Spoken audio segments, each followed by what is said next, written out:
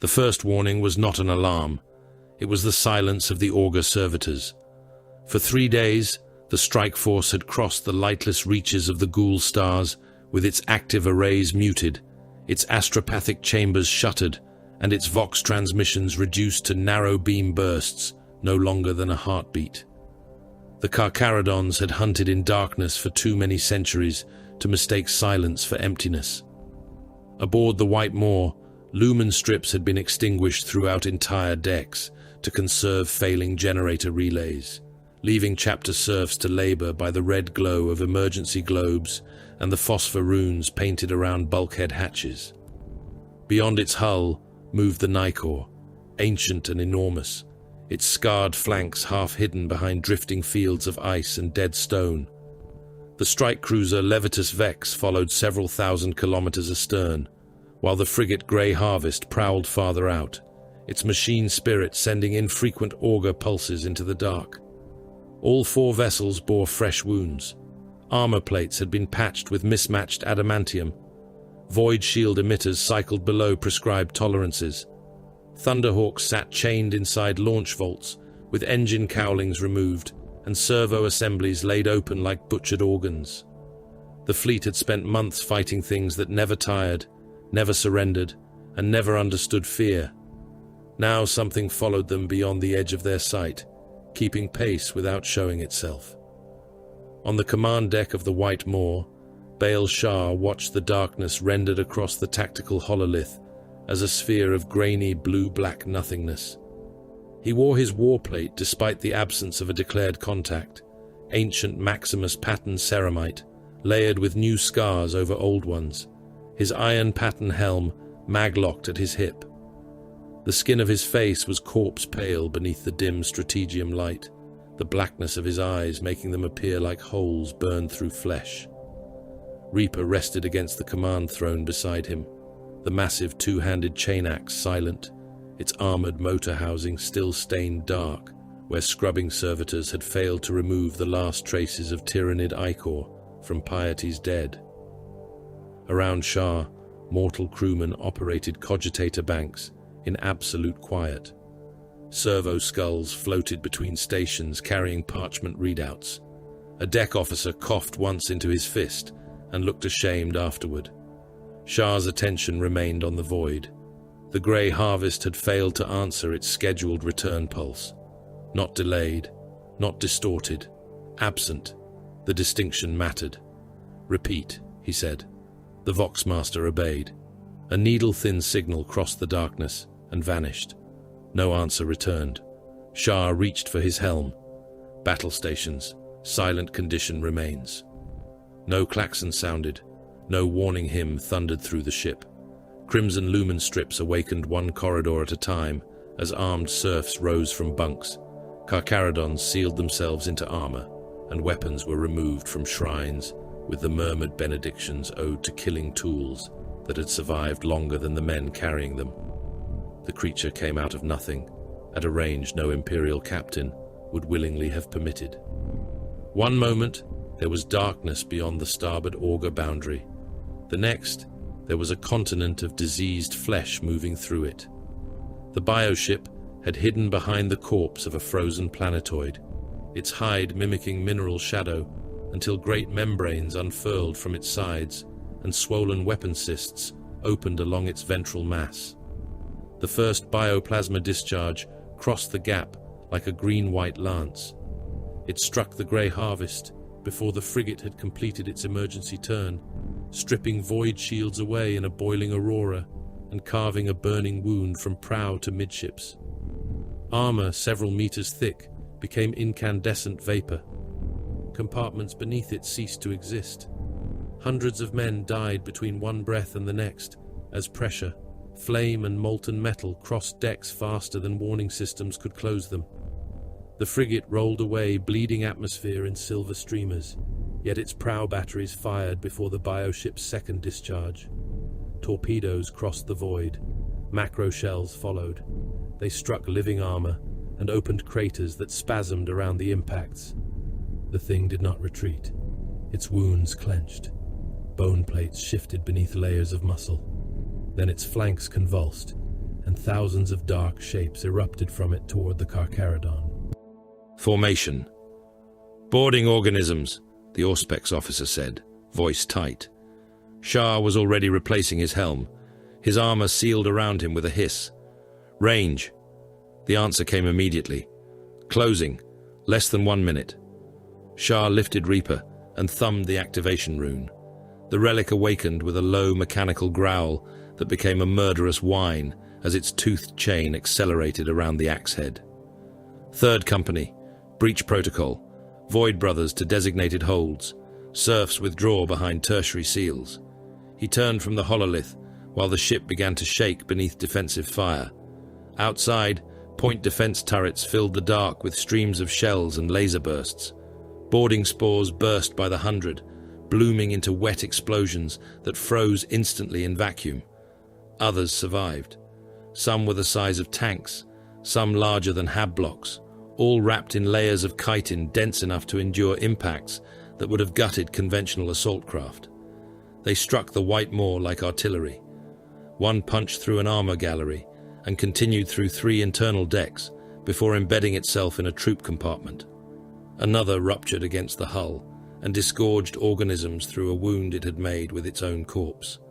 A third struck near the dorsal launch bays, killing itself and every serf in 2 neighboring maintenance chambers. The deck heaved beneath Shah's boots. A damage rune appeared across his visor. He did not slow. "Contact confirmed," he said. "Kill all boarders."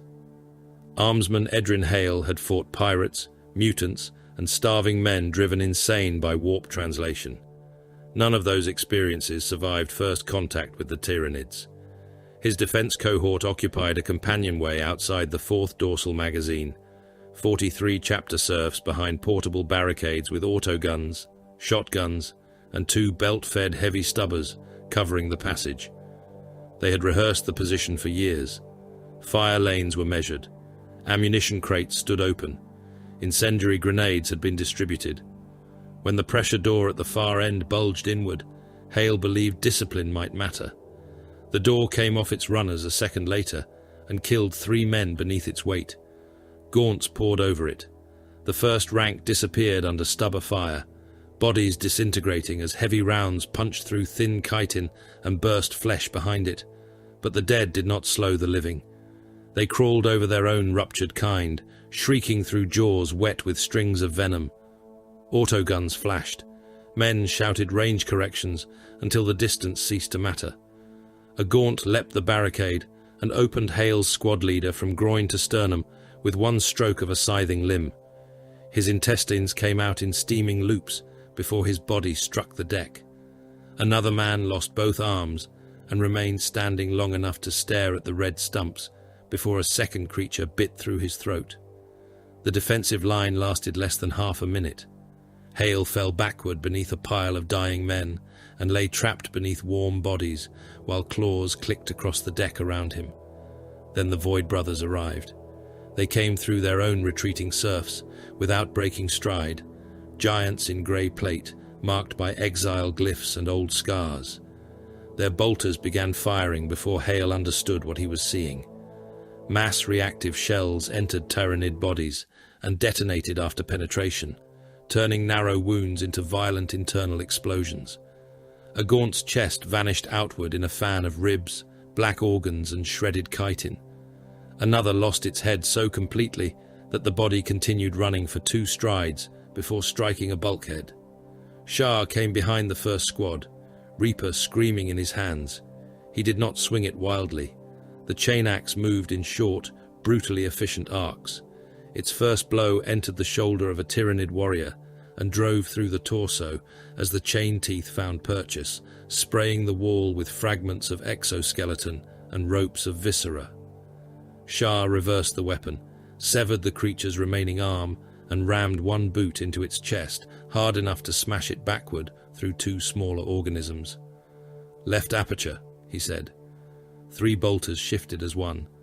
A Genestealer appeared there and ceased to possess a torso. "Advance."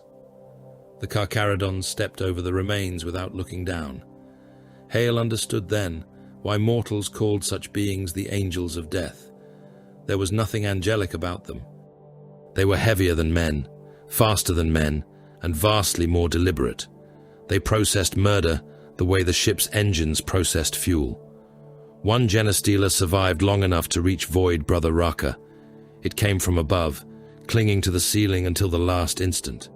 4 arms struck simultaneously. 2 claws skidded from Raka's pauldron. Another punched through his helm and tore away the lower half of his face. Hale saw teeth, tongue, and pale jawbone explode across the deck. Any man would have fallen screaming. Raka did not even step backward. He seized the Genestealer by the throat with one gauntlet, fingers closing until chitin fractured, and drove the creature against the wall. Its claws stabbed repeatedly into his chest plate, gouging trenches through ceramite, while Raka drew his bolt pistol with his other hand. He pressed the muzzle against the thing's abdomen and fired until the magazine locked empty. Each shell detonated inside the Genestealer, inflating and rupturing its body in successive bursts until the lower half came apart and flooded the deck with hot alien matter. Nearby, another Carcharodon caught a leaping gaunt by the neck.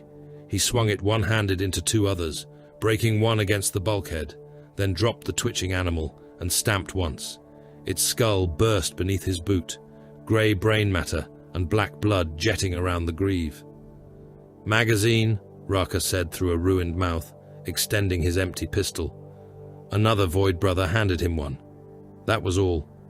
Shah's helm display counted ammunition expenditure, whether he wished to see it or not. The numbers offended him more than the dead.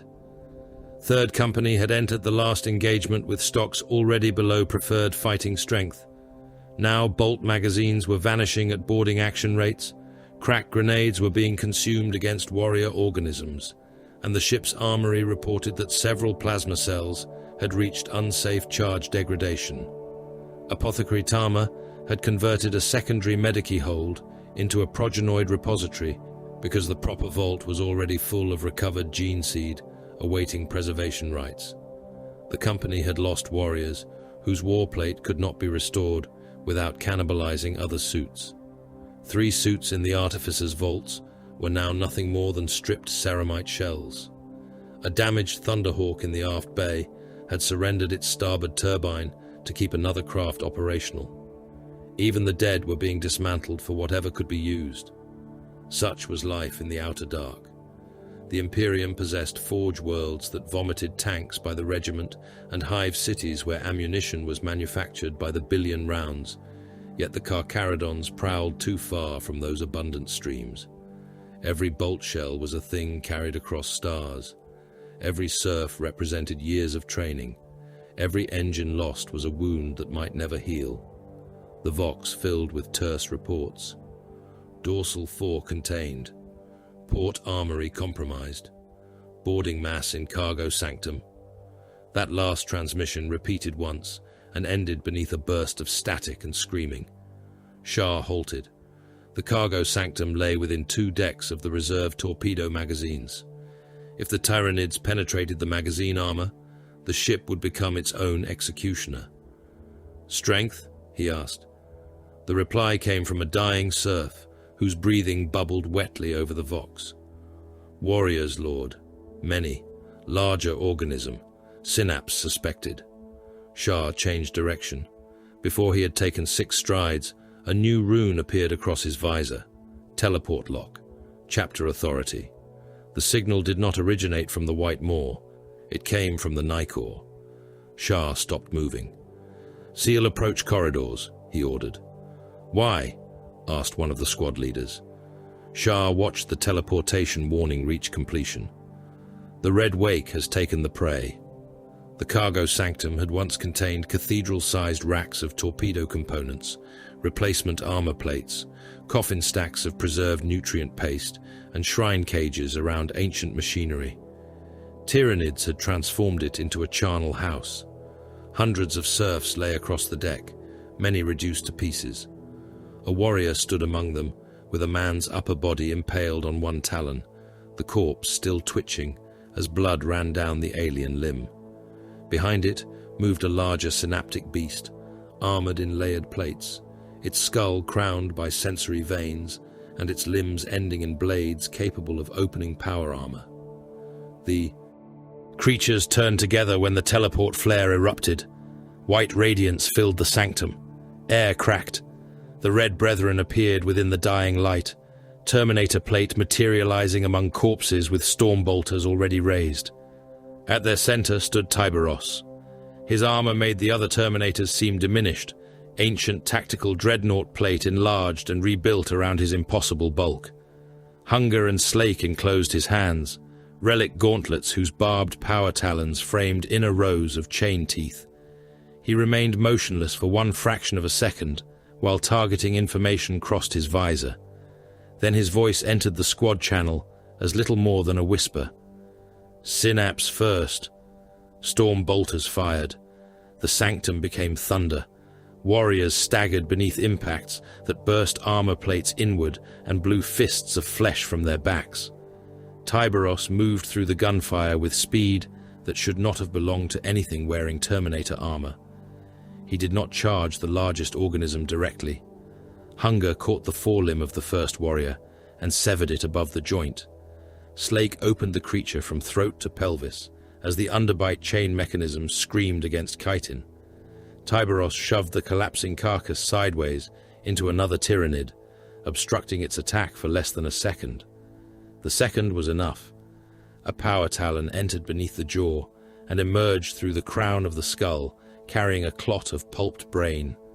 The synaptic beast struck from his right.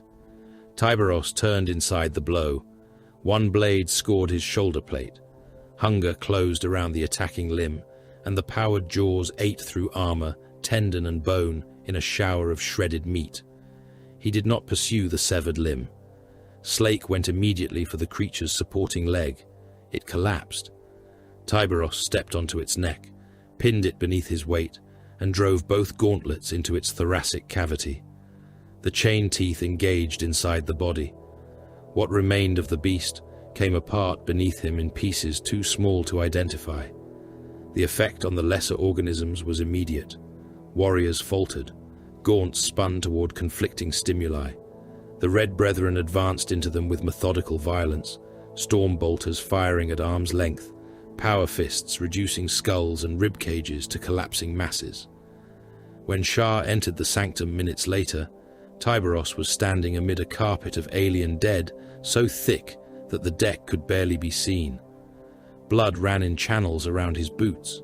Strands of muscle hung from the teeth of Slake. Magazine approaches secure, Shah reported. Tyberos looked toward him. Not enough. Shah understood before the next damage report arrived. Boarding spores had entered 6 more deck zones. Thousands of organisms were spreading through spaces the Carcharodons did not possess sufficient warriors to cleanse quickly. Tyberos studied the ship schematic projected between them. He selected 3 deck clusters, with one movement of a talon. Each contained tyrannids. Each also contained chapter serfs. Seal these. Shah saw the population estimate appear beside the highlighted compartments. Several thousand souls. He did not ask whether they should be warned. Acknowledged. Across the white moor, blast doors descended. Some serfs understood what was happening when the warning lumens changed from crimson to white. Others learned only when the atmosphere began to move. Emergency seals locked around 3 inhabited sectors, while internal vents opened directly to the void. Air became a hurricane. Loose equipment, corpses and living men were dragged toward rupturing pressure gates. Tyrannids clawed at decks as the gale took them. Men did the same. Hale, carried clear of the fighting by another defense cohort, watched through an armored observation slit as 100 serfs vanished down a companionway in a tumbling mass of bodies. One struck the bulkhead hard enough to leave his face and scalp against it before the rest of him disappeared. Gaunts followed, spinning helplessly, their limbs scraping sparks from the deck. A tyrannid warrior locked 4 talons around a support column and held there until the falling pressure tore its abdomen open and pulled its internal organs from the wound in a long, glistening rope. Then the outer vent irises opened fully, and everything was gone into blackness. No funeral rite followed, No apology crossed the Vox. The doors remained shut, and the surviving boarders were forced toward the only compartments where pressure still existed. Those compartments were killing grounds. Carcharodons waited behind overlapping barricades with ammunition stacked at their feet. Heavy flamers occupied the inner angles. Plasma gunners stood behind them.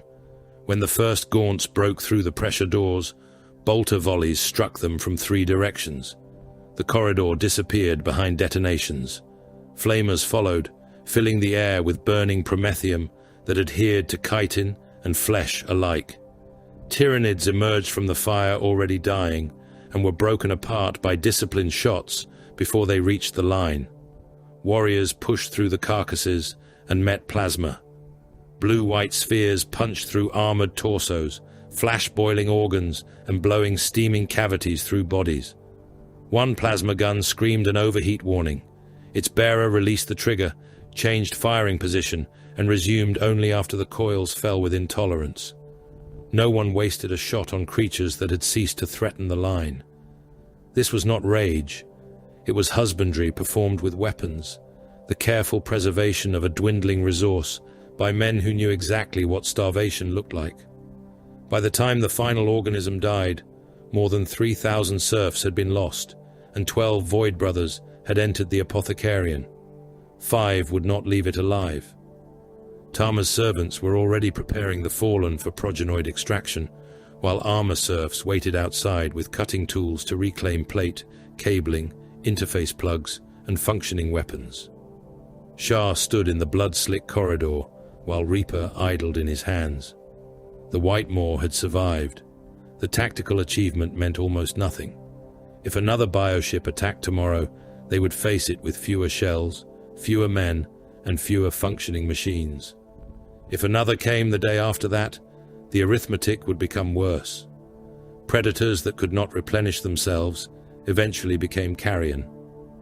Tekahurangi found him before Shah returned to the strategium. The pale nomad moved slowly by Astartes standards, his staff striking the deck with a measured metallic note. Age had left marks even upon his transhuman features, yet there was nothing frail in him.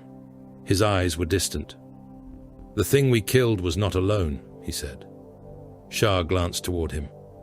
"Augurs show no second contact." T's expression did not change. "I did not speak of augurs." He placed one hand against the bulkhead, as though feeling the pulse of the vessel through the metal. "The shadow is here, weak, far away, but I know its taste." Shah had seen the shadow in the warp before. Every Carcharodon who had fought the Kraken spawn remembered the pressure of it, the suffocating psychic silence that gathered around the hive fleets and smothered astropathic light beneath alien hunger. "Piety," he said. Tay inclined his head. "Something endured, not one vessel, a shoal, hundreds, perhaps more, feeding, growing." The strategium received the Draken transmissions moments later. They came fragmented through static, civilian cries layered over military orders, astropathic warnings truncated in mid-phrase, and automated distress beacons, repeating the same pleas to a void that had stopped answering. Draken Primus held more than 20 billion souls beneath its hive spires. Its moons carried mines, orbital manufactoria, and fuel refineries. Shah watched icons disappear from the system display one by one as fresh transmissions failed. Enough flesh lay there to turn a wounded splinter into a fleet. Enough metal and mineral mass surrounded the world to shelter that fleet while it fed. If the organisms consumed Draken, they would not remain weak for long. Tiberos stood at the head of the strategium when the final calculations resolved. No one suggested retreat. No one suggested appealing to distant imperial authorities that might take months to answer, if they answered at all. The Carcharodons needed bolt shells, plasma cells, replacement plate, repair berths, fighters, boarding craft and hulls capable of standing in a void battle that promised to dwarf piety. There was one power near enough to provide them, one force in the ghoul stars with old warships, deep armories, and warriors numerous enough to matter. The destination rune appeared above the hololith. Atargatis Prime. Silence settled across the chamber, heavier than any alarm. Shah stared at the name and remembered black armor, bronze. Trim, old hatred and older blood. He remembered Nehat Nev. He remembered the Ashen claws. Tiberos slowly closed hunger into a fist. The relic's inner chain teeth scraped against one another, with a shriek like metal being dragged across bone. When the Red Wake spoke, his voice remained barely above a whisper. Set course. No one questioned him. Beyond the armored glass of the strategium, the ghoul stars waited in absolute darkness, and somewhere inside that darkness, an ancient brotherhood sharpened its claws. Atargatis Prime did not appear upon the Nikor's primary auspex as a world so much as a wound in the dark. Its oceans were iron grey beneath perpetual storm, its continents broken by mountain chains whose peaks cut through cloud banks like the black teeth of buried gods, and its northern wastes stretched beneath frozen vapor until land and sky became indistinguishable.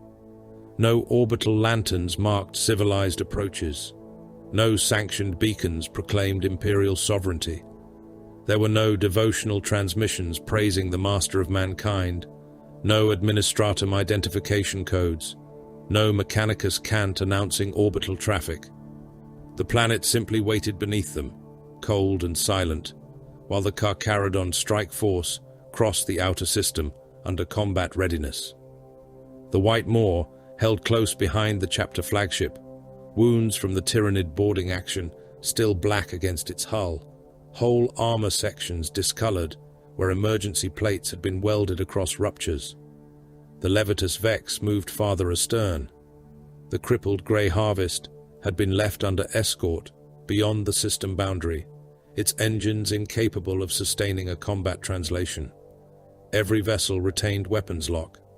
Every gun captain understood that the Ashen claws were not enemies until the instant they became enemies, and that the instant separating those two truths might last less time than a bolter shell required to cross a boarding chamber. The first defense station revealed itself without warning. A mountain of rock drifting far above the system plane altered course by less than a degree, and ancient void shields shimmered into existence around something buried within its mineral shell. Gun ports opened. Macro cannon barrels emerged from cavities disguised as impact craters. A second station awakened from the shadow of Atargatis' outer moon. Then a third from a debris belt the Carcharodon augurs had previously classified as dead stone. Auspex returns multiplied until the strategium display filled with threat markers. Attack craft ignited engines from concealed launch caves. Fast escorts moved away from planetary shadow, their silhouettes angular and archaic, bearing scars and hull geometries that spoke of shipyards long since reduced to dust. None transmitted demands. None issued threats. They simply tracked the Carcharodon vessels with every functioning weapon they possessed. Baal Shah stood at the edge of the White Maw's command dais, Reaper mag locked across his back, and watched firing solutions accumulate against his ship. "Hold," he said. The order passed across the company channel. Targeting spirits continued their work. Gun crews did not relax. Shah knew the Ashen claws would recognize the gesture for what it was. Restraint was not trust. It was the deliberate refusal to fire first. The wicked claw emerged last. It had been concealed against Atargatis Prime itself, hull cold, engines reduced to embers, its immense shape hidden within the planet's nightward shadow. When its drives awakened, the vessel detached from darkness, like some armored leviathan abandoning the seabed. Shah had seen battleships before. He had fought beside ships whose names were older than most imperial institutions. The wicked claw still possessed a presence that made those comparisons seem inadequate. Its armor was layered, scarred, and repeatedly rebuilt. Some sections bore the angular mass of Great Crusade construction. Others, the brutal reinforcement of later centuries, creating a hull that looked less manufactured than accumulated. Entire meters of plating carried impact scars that no forge master had bothered polishing away. Its prow had been carved into the stylized talons of a predatory bird, though time and battle had blunted portions of the iconography until the emblem looked almost skeletal. Then its gun decks opened. Rows of macro batteries rolled outward behind armored shutters, one after another, until the battleship seemed to grow a second iron coastline along each flank. The Nikor answered. Slowly, majestically, its own weapon batteries rotated toward the renegade vessel. Void shields strengthened, torpedo doors unlocked.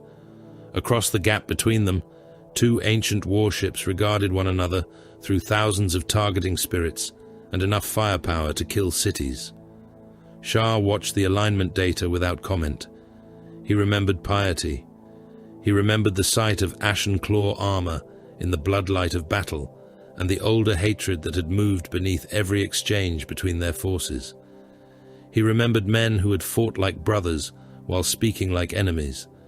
A single overzealous gunner could now turn memory into vendetta. One shot from either flagship would be answered by hundreds. The defense stations would fire.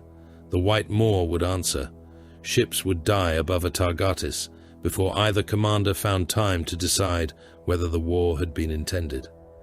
The silence lasted long enough for mortal bridge officers to begin sweating beneath their collars. Then, an encrypted transmission reached the Nikor. Docking vectors followed.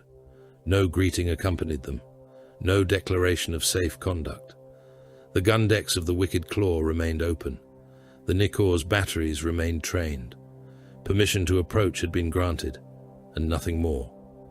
Shah descended with Te Kahurangi aboard a Thunderhawk, whose armor still carried burned streaks from the ghoul stars. The gunship passed through cloud into a world of stone and ash. Black mountains rose beneath them, their faces carved by glaciers and artillery, while long valleys disappeared beneath frozen mist. The lost Eyrie occupied no shining citadel. It had been cut into the heart of a mountain range, its approach marked by immense blast doors, flak towers, and old defense emplacements, half buried beneath snow and accumulated soot. Stormbirds stood on exposed platforms below, their hulls heavier and broader than the Thunderhawk, some carrying insignia Shah recognized from histories older than the Codex Astartes. Servo-lifters moved ammunition beneath them. Mortal laborers in fur-lined pressure coats dragged chains, fuel hoses, and ordnance trolleys through the sleet under the supervision of armored giants. Ashen Claws watched the Thunderhawk descend with weapons in hand. They were immediately recognizable and immediately unlike the Carcharodons. Their armor was black, broken by dull crimson and weathered bronze, the colors uneven across suits assembled from generations of salvaged plate. One warrior wore a helm whose sloping cheek guards belonged to a pattern Shah associated with the earliest legionary wars. Another carried a modern bolter beneath a shoulder plate carved with a winged device whose meaning had likely died before the Imperium first divided its legions into chapters. Trophy chains hung from belts. Xenos teeth had been wired beneath gorgets. Broken weapon housings, campaign tokens, oath scraps, and enemy insignia had been riveted directly into ceramite. They were not uniform because uniformity suggested supply, and supply suggested masters. These warriors possessed neither. They had survived because everything could be repaired, repurposed, stolen, or taken from the dead. An Ashen Claw veteran stood waiting when the Thunderhawk's ramp descended. His helm was carried beneath one arm, revealing a face webbed with old scars and eyes that studied Shah with unhidden amusement. "The sharks return," he said, bleeding again. Shah stepped from the ramp. "We require audience." The veteran's smile widened. "Of course you do, exile." Te Kahurangi followed, staff striking the landing platform once. "Brother," he said. The Ashen Claw looked toward him. That word changed something in the veteran's expression, though whether it softened or sharpened it, Shah could not tell. "Pale nomad," the renegade replied. "You have grown older. So has your fortress." The Ashen Claw laughed. "Fortresses survive by growing old. Men survive by becoming cruel." His gaze shifted back to Shah and settled upon Reaper. "Mongrel, keep your hands from anything you have not been given." Shah's black eyes did not blink. "Lead." The veteran seemed almost disappointed. He turned and began walking toward the mountain doors. Ashen Claws fell into position around them, not as guards of honor, but as an armed escort whose purpose was deliberately ambiguous. The lost Eyrie was less a fortress than a civilization buried inside stone. Galleries opened onto armories large enough to sustain armies. Repair vaults rang with hammering metal and shouted Binharik. Ancient engines rested upon maintenance thrones, surrounded by scaffold towers, their hulls stripped to reveal internals that no living artisan could reproduce. Shah passed ranks of tanks whose chassis belonged to several different eras of Imperial war. Predators stood beside Sicaran hulls, repaired with plates that did not match their original forge patterns. A land raider bearing scars so deep they crossed multiple armor layers rested beneath suspended cranes, while mortal artificers removed its engine assembly. Weapons racks held plasma guns, rotor cannon, Volkite relics, heavy bolters, combi weapons and patterns Shah could identify only from shipboard archives. The place should have resembled a Mechanicus arsenal. It did not. There were too few prayers and too many trophies. Weapons were maintained with reverence, but not submission. Machine spirits were placated because useful tools deserved respect, not because Mars demanded obedience. The Ashen Claws moved among it all as lords. Mortals lowered their eyes when the warriors passed, but the Astartes did not perform the rigid ceremonial hierarchy Shah knew from imperial fortress monasteries. Their authority was simpler. They were stronger. They had ruled longer. They possessed the weapons. Men moved because an Ashen Claw told them to move. Men died because an Ashen Claw decided their death purchased something useful. Yet Shah also saw details he had not expected. A wounded mortal soldier sat against a wall, while an armorer replaced a damaged leg brace. An Ashen Claw stopped, inspected the mechanism, and ordered a different component brought from stores. The mortal bowed his head. The Space Marine continued walking. It was not compassion. It was ownership expressed as stewardship. The Carcharodons harvested populations, spent serfs, and moved on. The Ashen Claws possessed subjects because this world was theirs, and no other world remained waiting to replace it. Nehat-Nev received them beneath a ceiling of black iron, supported by columns carved into talons. The hall had no aquila. No image of the Emperor dominated its far wall. There was no chapter banner embroidered according to administratum convention. Instead, there were trophies. They covered alcoves, pillars, and entire sections of stone. Helmets from legions and chapters stood beside Xenos skulls polished by age. Broken swords had been mounted beneath plaques whose inscriptions were written in archaic battle cant. A weathered standard, reduced to strips of dark cloth, bore symbols from the ancient 19th Legion. Another banner carried the heraldry of an enemy Shah did not recognize. Along one wall rested the shattered torso of a power-armored warrior whose plate had been fused by heat until metal and bone were inseparable. The thing had become history by refusing to decay. Nev sat upon no throne. He stood at a stone table beneath the hanging trophies, one hand resting beside a spread of void charts. He wore armor of black and bronze, scarred enough that polishing would have been an insult to it.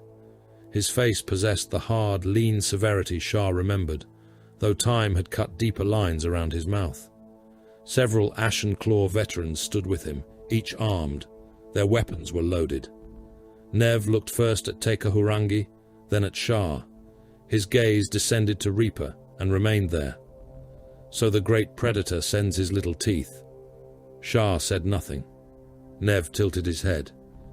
Was Tiberos too ashamed to come himself, Or does he fear I might ask for what belongs to me?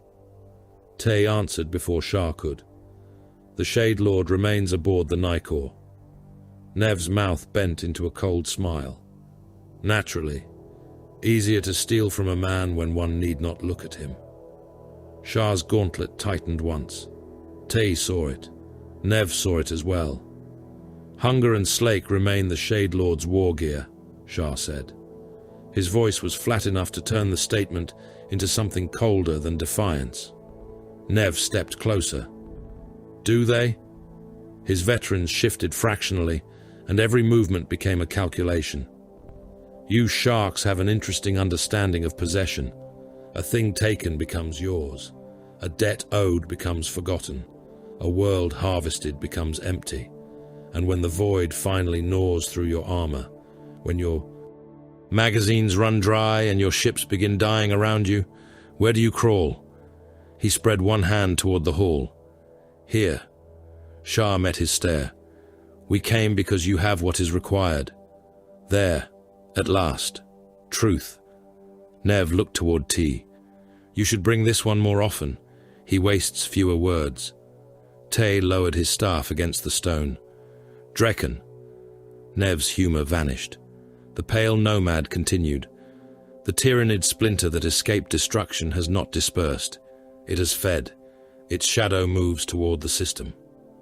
One of Nev's officers activated the table, and a hololithic sphere formed above it. T entered the coordinates himself. Drekken's stars and worlds appeared. Population? Nev asked. More than 20 billion upon the primary hive world. Additional millions across orbital manufactoria, mining stations and moon settlements. Biomass, Nev said. And promethium, Shah added. Metals, orbital infrastructure, a secure feeding ground. Nev studied the display. Distance from a Targatis after consumption? Tay supplied the answer. Nev's expression hardened. Shah laid the requirements before him without ceremony. Bolt shells, plasma cells, torpedoes, hull plate, engine components, dry dock, combat vessels. One of the Ashen claws barked a laugh. Would you like the mountain as well? Shah ignored him. Nev did not. Perhaps they already believe it theirs. He circled the table. You come asking for ammunition, while your chapter carries Imperial marks and Imperial sanction into the dark. You have access to forge worlds. You tithe populations under old authority. You trade with servants of Mars when they tolerate your stench. We have nothing beyond what we take and what we keep. And yet you have enough, Shah said. Nev stopped. Enough is not the same as endless. The renegade warlord led them from the hall without explaining why. They descended through 3 armored levels until the air grew colder and the stone changed to sealed plasteel. An apothecary waited outside a vault door, his armor black beneath a white helm yellowed by age. Nev spoke one word. Open. The locks withdrew. Cold vapor spilled across the floor. Inside stood preservation cylinders in ordered ranks, their contents hidden behind frost-covered glass. The apothecary entered codes into a console. Several cylinders illuminated red. These lines are dead, he said. Viability below implantation threshold. Another bank awakened. Amber. These continue, but degradation increases. He looked toward Shah. Mutation is controlled. Failure is not. Ancient records appeared across a nearby screen. Implantation success rates declined across generations. Progenoid cultures, once considered stable, had begun producing unpredictable rejection. Some lines had simply ceased reproducing viable tissue. Nev watched Shah absorb the meaning. 10,000 years is a long time to survive without a father, he said. Longer still without a forge world prepared to answer when you call. He led them onward into an armory, where relic weapons lay dismantled beneath dust covers. A Volkite charger rested upon a cradle with its focusing assembly removed. Beside it, a plasma weapon had been stripped to the casing. A tech marine stood over an ancient jump pack whose turbine housing had split along a seam. Can it be repaired? Tay asked. The Tech Marine's answer was immediate. No. He touched the broken component with 2 fingers. There is no replacement. There will be no replacement. Nev looked toward Shah. We have weapons your Imperium would burn worlds to possess. Some of them will never fire again. We have armor older than your chapter's exile. Some suits are now coffins waiting for the last component to fail. We have warriors. We have ships. We have pride enough to drown a sector. None of those things manufacture themselves. Shah understood. This was not weakness displayed in trust. It was leverage displayed as threat. The Ashen Claws remained powerful because they had hoarded 10,000 years of violence, but every relic that broke made the next century narrower. Every failed gene line reduced futures they could not replace. A dying empire did not become meek. It became dangerous enough to tear flesh from anything that wandered within reach.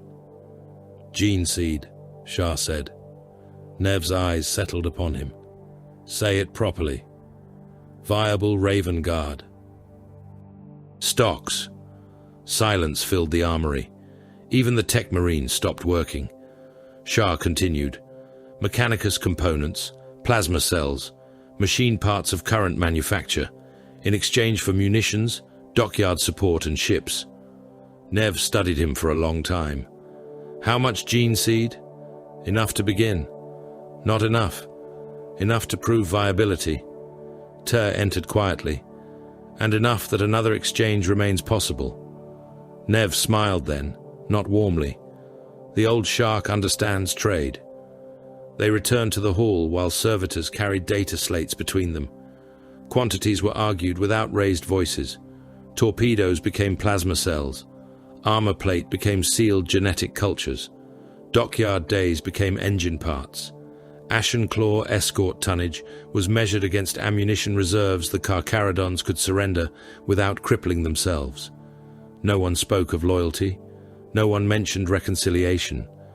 The Imperium did not enter the negotiation except as a distant reservoir from which the Carcharodons could obtain things the Ashen Claws could not.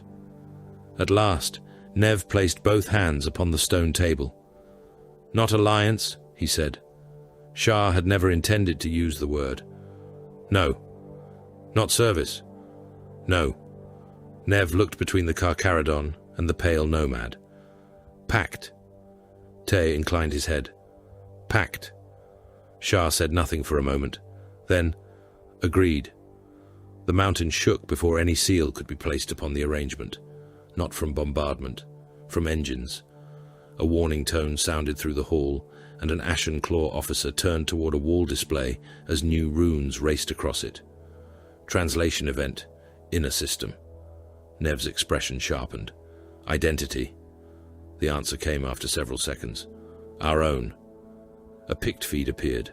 A reconnaissance ship had translated too close to a Targatis, its warp emergence ragged and uncontrolled.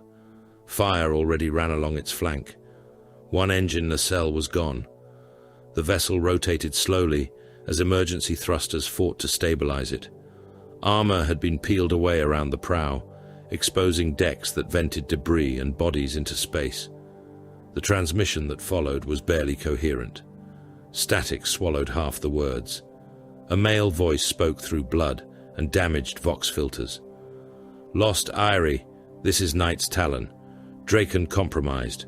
Repeat, Draken compromised before arrival of primary Xenos fleet. Astropathic stations silent. Planetary command fragmented. Someone coughed wetly in the background. Another voice screamed for pressure seals. The speaker continued. Civil unrest across lower hives. Not unrest. Infection. Hybrids. Genestealer broods confirmed. Hundreds of millions in revolt. Defense regiments turning weapons inward. The picked feed shifted as the crippled vessel rolled. For one instant, the camera caught an open compartment through a hull breach. Bodies floated there, some in Ashen Claw black, others human. One corpse had been opened from sternum to pelvis. Another was missing its head and both arms. Something pale and many-limbed moved within the compartment before the feed vanished. No one in the hall spoke for several heartbeats.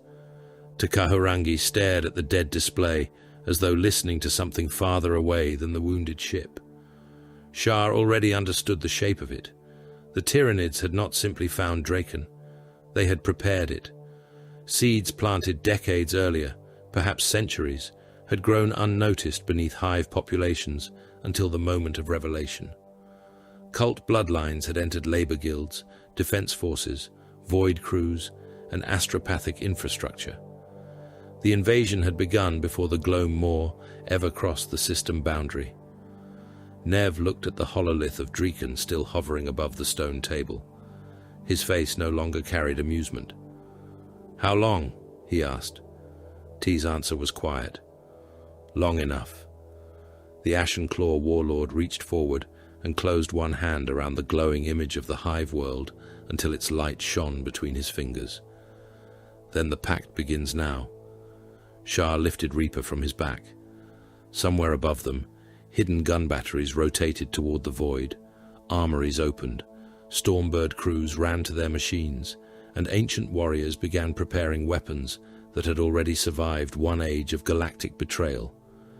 The Carcharodons had come to Atargatis, believing they were asking renegades for aid against a war approaching from the dark. They had been wrong. The war had arrived years before them. Carried in blood, concealed in generations of human flesh, and Draken was already screaming. Tyberos entered the strategium of the lost Eyrie without herald, oath, or ceremony. The mountain knew he was coming long before the Ashen Claws gathered to receive him. Ancient pressure doors rolled apart through layers of stone, each opening revealing another gallery filled with armed renegades, mortal thralls and weapon servitors, whose tracking arrays followed the approaching Carcharodons with a precision that would have been insulting had the Red Brethren shown any sign of noticing. They came 6 abreast through the fortress darkness, tactical dreadnought plates scraping sparks from door frames built for lesser warriors, their armor the dead grey of deep water beneath a starless sky. Behind and between them walked Tyberos, the Red Wake. Even among Terminators he seemed disproportionate, less a warrior than a siege engine forced into the shape of a man. Ancient plate enclosed him in slabs of scarred ceramite and adamantium, every surface worn by battle and repair. Hunger and Slake rested at the ends of his arms, the relic gauntlets motionless, but never benign, their hooked power talons framing the inner mechanisms of chain blades, darkened by the blood and ichor of things killed across centuries. Servitors had cleaned them after the fighting aboard the White Maw. They had not removed everything. Dried Tyranid matter remained packed in recesses between the powered teeth, almost black beneath the chamber's lumen glow. Nehatnev saw the residue immediately. He stood opposite Tyberos at the far side of the strategium table. Veterans of the Ashen Claws ranged behind him in battered black, bronze, and crimson plate, and his gaze moved from the Red Wake's expressionless helm to the weapons on his hands with the intimacy of a man recognizing scars upon his own body. No one saluted. Shah stood to one side of the chamber, with Reaper secured across his back, Tekaharangi beside him, while Ashen Claw officers occupied the opposite arc. Mortal strategium serfs remained at recessed cogitator stations beneath the floor, far enough away that none could be mistaken for participants in what might become an execution chamber. Every Astartes present had already measured the same things.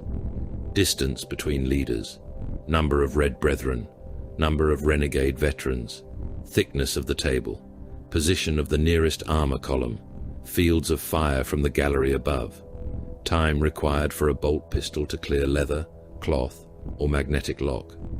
Shah watched an Ashen Claw captain incline his helm by less than a finger's width, studying the gap beneath a Red Brethren warrior's gorget. The Terminator looked back. Neither moved.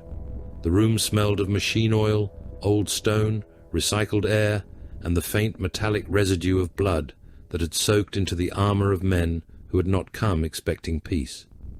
Diplomacy among mortals often began with the assumption that violence represented failure. Among the Adeptus Astartes, violence was merely one of the available conclusions. Nev broke the silence first. You found the courage to descend after all." His voice carried easily across the chamber, rich with the dry amusement Shah remembered from piety. "I had begun to think the great Shade Lord intended to bargain through lesser mouths while hiding behind the guns of the Nikor." Tiberos regarded him without visible reaction. "I was occupied." His voice was almost too quiet for the size of him, a low metallic murmur issuing from the helm grill. Nev waited for more. None came. "Occupied," the Ashen Claw repeated. "Of course. Your ships are half open. Your dead are still being cut apart for their progenoids, and you arrive asking for enough ammunition to prosecute another war. Busy times for loyal servants." Tiberos said nothing. Nev smiled, but the expression had no humor in it. "There it is. That silence. Do you cultivate it, Tiberos? Or did your masters cut the words from you when they put the leash around your throat?" One of the Red Brethren shifted weight. It was a tiny movement, a groan of Terminator joints. 3 Ashen Claw bolters rose by almost imperceptible degrees. Takahurangi struck the ferrule of his staff once against the stone floor. The sound was not loud, but it broke the rhythm before it could become fatal. "Dreeken," he said. The pale nomad moved to the strategium table and entered a command rune. The old hololith. Awakened reluctantly, light spreading through dust motes above the stone. Stars appeared first, then the Dreeken system enlarged until its worlds turned slowly before them. The primary hive planet burned amber. Its orbital manufactoria were marked in white. Mining moons showed in red. Shipping corridors became thin threads of light webbed around the system. T did not speak until every warrior was looking at the projection rather than at the weapons of the man opposite him. The reconnaissance vessel confirmed widespread infection before losing coherence. Planetary astropathic capacity is failing. Vox relays are compromised. At least 6 defense districts have ceased answering external authority. The cult has not yet secured the world. It does not need to. It requires only disorder when the Hive fleet arrives. The hololith magnified Draken Primus. Hive clusters appeared as mountains of light crowded along continental plates, linked by maglev arteries, manufactoria belts, and orbital lifts. "The planetary census is unreliable," Tay continued. "The most recent complete estimate exceeds 20 billion.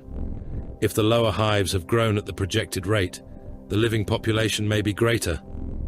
Nev leaned over the table. "How much can be extracted before contact?" "Not enough." "That was not my question." T met his gaze. "Perhaps 400 million if every functioning transport is seized, fuel is prioritized, and the void lanes remain open. More if orbital agriculture carriers are stripped and repurposed. Less if the cult controls the ascension towers." Shah watched Nev's eyes narrow. T enlarged a second layer. Vast green zones appeared across the world. The hive complexes consume food from orbital hydroponics, imported protein stocks, and continental reclamation works. Once the Gloam Maw begins planetary harvest, every corpse becomes feedstock. If 16 billion are consumed, the splinter grows. If 20 billion are consumed, it becomes something else. One Ashen Claw veteran gave a low grunt. "A fleet. A stronger fleet," T said. "Strong enough to divide again. Strong enough to enter the ghoul stars while leaving Draken stripped behind it." Nev's expression hardened. Atagatis appeared on the outer edge of the display, distant, but no longer distant enough. T did not need to say the obvious thing. The Ashen Claws could survive Imperial censure, isolation, piracy, and 10,000 years of attrition. They could not ignore a predator capable of converting entire worlds into itself. Nev straightened. "Then we kill it before it feeds." "Yes," Shah said. The Ashen Claw looked toward him. "The shark speaks." Shah ignored the insult. "The cult must be broken first. Command structures, synaptic beacons, infected officers, astropathic nodes." His black eyes remained fixed upon Draken. Third Company will reconnoiter the primary hives. Decapitation strikes where command concentration warrants insertion. Teleport assaults if target mass justifies the risk. Close destruction of synapse forms once the void organisms make planetfall. Nev tapped a fingernail against the hololith. And while you skulk through sewer tunnels killing priests. We remove the brains. You bring the weight. That drew a genuine smile from Nev. Better. He expanded the orbital display. The Ashen Claws will take the interface. Stormbirds to the defense platforms and ascension yards. Boarding cadres to the Manufactoria rings. Our escorts will hold the orbital approaches until the heavier ships close. We have more hulls than you and more warriors fit for mass insertion. You have more warriors, Shah agreed. There was no shame in the admission. The arithmetic was the arithmetic. We concentrate force where it will alter the war. Nev looked toward Tiberos. And the Red Wake agrees to let others carry the burden? Tiberos's helm turned by degrees. No. That single word silenced the chamber more effectively than shouting could have done. Nev folded his arms. Then explain. Tiberos approached the table. The Ashen Claws closest to him did not retreat, though one veteran's gauntlet settled upon the pommel of a power sword. Tiberos placed one talon of hunger into the hololithic projection and moved it through the outer system. Threat markers shifted around the claw. The Hive fleet will not commit while it believes resistance intact. He moved the talon toward the Carcharodon vessel icons. It must see weakness. Nev's expression changed. The sarcasm remained, but calculation entered beneath it. The old claw. Tay inclined his head. Shah knew the reference before Nev explained it aloud. A visible talon draws the enemy forward. The hidden talon closes behind. He looked around his veterans. We used it before the Emperor's sons learned to count their wars in little books. One force bleeds, the other kills what comes to drink. Nev moved the wicked claw and its supporting vessels behind Dreaken's moons, plotting concealment corridors through mineral shadows and debris belts. The Gloam Maw has fought Imperial fleets. It understands feigned withdrawal. It will taste the void before committing. Damaged drives, venting compartments, partial shield loss. We give it prey too wounded to ignore, but dangerous enough to justify mass. Shah's helm was beneath his arm. His face revealed nothing, but his thoughts were already following the projected firing lines. The bait could not merely imitate injury. Tyranids possessed senses beyond conventional auger systems. They read heat, radiation, biological presence, psychic pressure and patterns no Imperial savant fully understood. To convince the hive mind, something would have to die. Who? Nev asked. Tiberos answered at once. Us. No Red Brethren moved. No Carcharodon protested. Shah felt the consequences settle through him with the same cold clarity as an ammunition count. The White Maw was wounded. The Grey Harvest could barely maintain speed. The Third Company's armory was already rationing shells from reserve stocks. The Nikor carried scars that would require weeks in a true dockyard to address. To offer themselves as bait meant accepting further hull breaches, further crew deaths, perhaps the permanent loss of vessels the chapter could not replace. There were ships in the Carcharodon fleet whose keels had crossed the void before entire Imperial bloodlines first received warrants of nobility. If they died over Draken, there would be no forge waiting to lay another keel in their place. Nev stared at Tiberos for a long moment. Pride? Tiberos did not answer. Nev's eyes narrowed. No. He understood. Need. Tiberos remained silent. That silence was answer enough. The Ashen Claws possessed the heavier reserve formation. The Carcharodons had come asking for aid. If one force had to risk mutilation to spring the trap, there was only one bargaining position that allowed the pack to survive. Nev's smile returned, smaller now. You would bleed your own fleet because you cannot afford to ask me to bleed mine. Correct. The bluntness stripped the satisfaction from Nev's face. A warning rune pulsed above Draken. T opened the appended transmission. Planetary Authority requested immediate evacuation support. Lists appeared in the air. Noble houses, administratum cadres, munitorum officials, astropathic personnel, manufactoria guild elites, civilian petitions in numbers so vast, the cogitator grouped them by millions rather than individuals. Tyberos studied the data. Denied. One of Nev's captains looked toward him. You cannot deny a planetary evacuation from this room. I can refuse to support it. 20 billion souls. 20 billion bodies, Tyberos replied. The words were delivered without cruelty. That made them worse. Tyberos moved the civilian transit projection outward from Draken. Thousands of hypothetical vessel icons blossomed around the planet. Mass evacuation fills every orbital corridor. Transports gather in predictable streams. Fuel carriers slow them. Refugee ships lack armor. Panic breaks formation. The hive fleet feeds in the void before it reaches the world. T added population density estimates to the projection.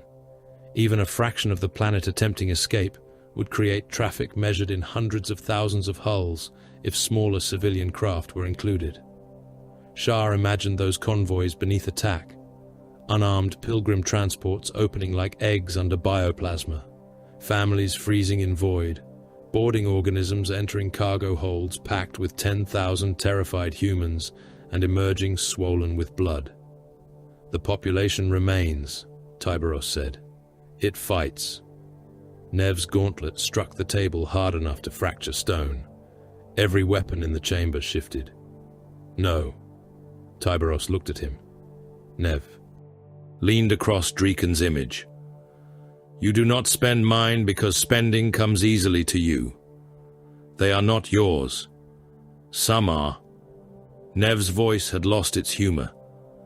Trade enclaves in the southern hive belts, pledged clans in the orbital yards, bloodlines that have supplied this fortress for generations, men whose sons enter our trials, men whose hands maintain ships you now expect to fight beside. Tyberos's response came softly. Attachment weakens judgment. Nev laughed once, and this time the sound was ugly. Spoken like a servant who has forgotten what possession means. The Red Brethren tensed. Nev stepped closer to Tyberos, despite the relic gauntlets between them. You take a world, strip it of flesh, call it a tithe and leave. You call that strength because nothing remains behind to grieve when it dies. We have lived outside your Imperium for 10,000 years. We learned something your masters never did. Populations are not ammunition. You cannot manufacture another people because the ledger demands replacement. Tyberos's helm remained unreadable. The Imperium manufactures people every day. And there is the leash. Nev pointed one gauntleted finger at him. You speak like terror with shark teeth. Shah had seen men executed for less. Tyberos did not move. The pause stretched. Then Takahurangi changed the projection. There is another calculation. Evacuation categories appeared. Not population, capacity. He separated the lists. Military command cadres not compromised by cult infiltration. Void engineers, reactor specialists, armorers, shipwrights, astropathic survivors capable of screening, medical personnel, children already assessed for Astartes compatibility. Nev turned toward him. T continued. Remove what cannot be replaced. Leave what can still fight. Silence followed. It was not mercy. Mercy had no place in the equation. Shah studied the lists. Manufactoria workers remain. Yes, Tay said. Production continues until the sites are lost. Lower hives? Armed. Nev's veterans began to understand. Every man left behind became another rifle, another laborer filling shells, another body the cult had to kill rather than simply collect. Compromised districts? Shah asked. Tyberos answered.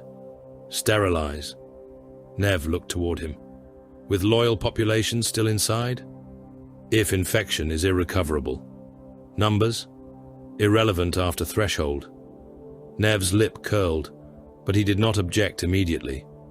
He looked at the map instead, at hive districts containing tens of millions rendered as geometrical blocks. Orbital fire? If required. Lance?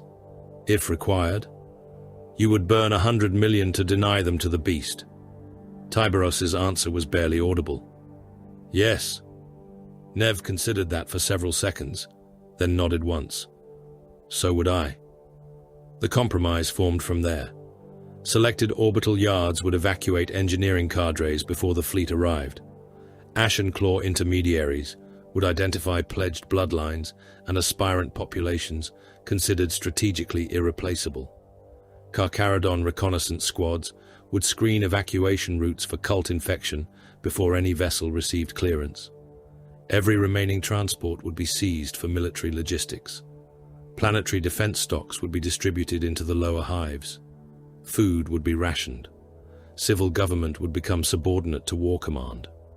Manufactoria would produce ammunition until their power failed, their workers died, or the Tyranids physically entered the production lines.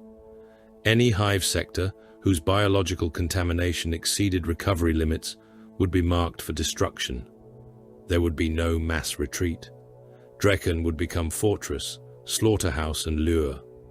By the time they finished, the world in the hololith no longer resembled a place inhabited by men. It had become ranges, kill zones, fuel reserves, population concentrations, defense batteries, and acceptable losses. Nev drew an old combat knife from behind his waist. It was not ornate. The blade was dark, broad and scarred by sharpening, its edge chipped in places where it had struck harder things than flesh. Several Ashen Claws recognized it and lowered their weapons slightly. Shah did not know its history. The history did not matter. Nev removed his gauntlet and placed his bare palm across the edge. He drew the blade once. Blood welled. Immediately, dark beneath the strategium lumen, gathering in the creases of his hand before falling onto the projected image of Drekken. The hololith passed through the droplets as they struck the table, red light mixing with real blood. No oath, Nev said. I have heard enough oaths to last another 10,000 years. His hand remained open above the world. No emperor, no terror, no forgiveness. Tiberos raised hunger. The gauntlet was still stained in places with the old black residue of Tyranid death. He lowered it until the relic weapon covered half the projection of Drekken, power talons surrounding hive continents like the jaws of some machine predator. Shah looked from one leader to the other, brothers by ancestry, enemies by history, allies only because something hungrier than either had entered the dark between their worlds. Nev's blood continued to fall. Until the beast is dead, he said. Tiberos answered in his quiet, terrible voice. Until then. Drekken was already dying when the joint fleet entered the system. The first images reaching the Nicor and the Wicked Claw were not of Tyranid organisms descending upon an ordered world, but of men killing one another beneath the shadow of an enemy that had not yet arrived in strength. Orbital defense platforms exchanged lance fire across the upper atmosphere, while merchant hulls scattered through approach lanes never designed to accommodate panic. One ore carrier had attempted to break formation above the northern ascension zone and struck a fuel transport amidships, cutting the smaller vessel almost in half and sending thousands of tons of burning promethium spinning into the void. Civilian vox bands were so saturated that coherent transmission had become impossible. Pleas for evacuation overlapped with military authentication codes, prayers, accusations of treason, automated collision warnings, and the screams of people trapped aboard stations whose pressure seals had failed. Astropathic relays transmitted fragments and then fell silent one after another. Drekken's governors still claimed planetary authority, yet 3 different voices were issuing contradictory commands under the same seal. Helix Crown, the greatest orbital command station in the system, had rotated 2 of its defense laser arrays toward loyal shipping and burned an Imperial Navy tender into incandescent wreckage before someone inside the station crippled the targeting cogitators. The rebellion had not erupted across Drekken in a night. It had matured there. Generations of laborers had married into contaminated bloodlines. Dock clans had raised children who looked human until the day they no longer needed to pretend. Entire manufactoria families had worked beside untainted men while building ammunition dumps positioned precisely where insurgents would one day require them. Sections of the planetary defense force had been infiltrated so thoroughly that company commanders were discovering their own platoons no longer recognized their orders. The invasion had begun before most of the men fighting it had been born. Helix Crown revolved above the planet's equator like an iron halo. Its central spindle housed the reactor sanctum and command vaults, while 4 immense arms supported void docks, defense batteries, and targeting arrays linked to surface emplacements below. The station's defense lasers had been constructed to threaten capital ships before they entered low orbit. Destroying the Crown from the void would therefore have been simple and strategically idiotic. The Joint Fleet needed those guns when the Gloam Maw arrived. Loyalist personnel still controlled the reactor core and portions of the fire control network, but contaminated crews held more than half the station, including the primary docking spine and Vox Cathedral. Carcharodon reconnaissance cadres entered first. Their craft crossed the station's shadow, with engines throttled to nothing, magnetic clamps touching damaged plating without warning, klaxons or transponder challenges. Breaching charges were shaped to cut without venting entire compartments. Grey armored figures moved through maintenance passages intended for servitors, their helms feeding heat traces, Auspex returns, and motion echoes into silent squad channels. There was no challenge before the first kill. A cult sentry stood at a pressure door with an autogun across his chest, listening to distant fighting through the bulkhead. A pale gauntlet closed around the lower half of his face from behind. Another hand gripped the back of his skull. His neck broke with a soft internal crack. The Carcharodon held the corpse upright until the legs stopped kicking, then lowered it to the deck without allowing the weapon to strike metal. 30 meters away, another sentry vanished into darkness in precisely the same manner. By the time the cultists guarding the next junction realized they were no longer alone, their Vox repeater had already been severed and their retreat route marked for destruction. Baal Shah moved behind the reconnaissance line with Reaper mag locked across his back and a bolter held low across his chest. The station's air tasted of burned insulation, human sweat, and the copper stink of opened bodies, scents his armor filtered and identified automatically.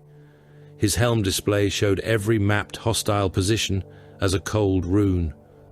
3 ahead, came a whisper over the squad channel. 1 elevated, heavy weapon.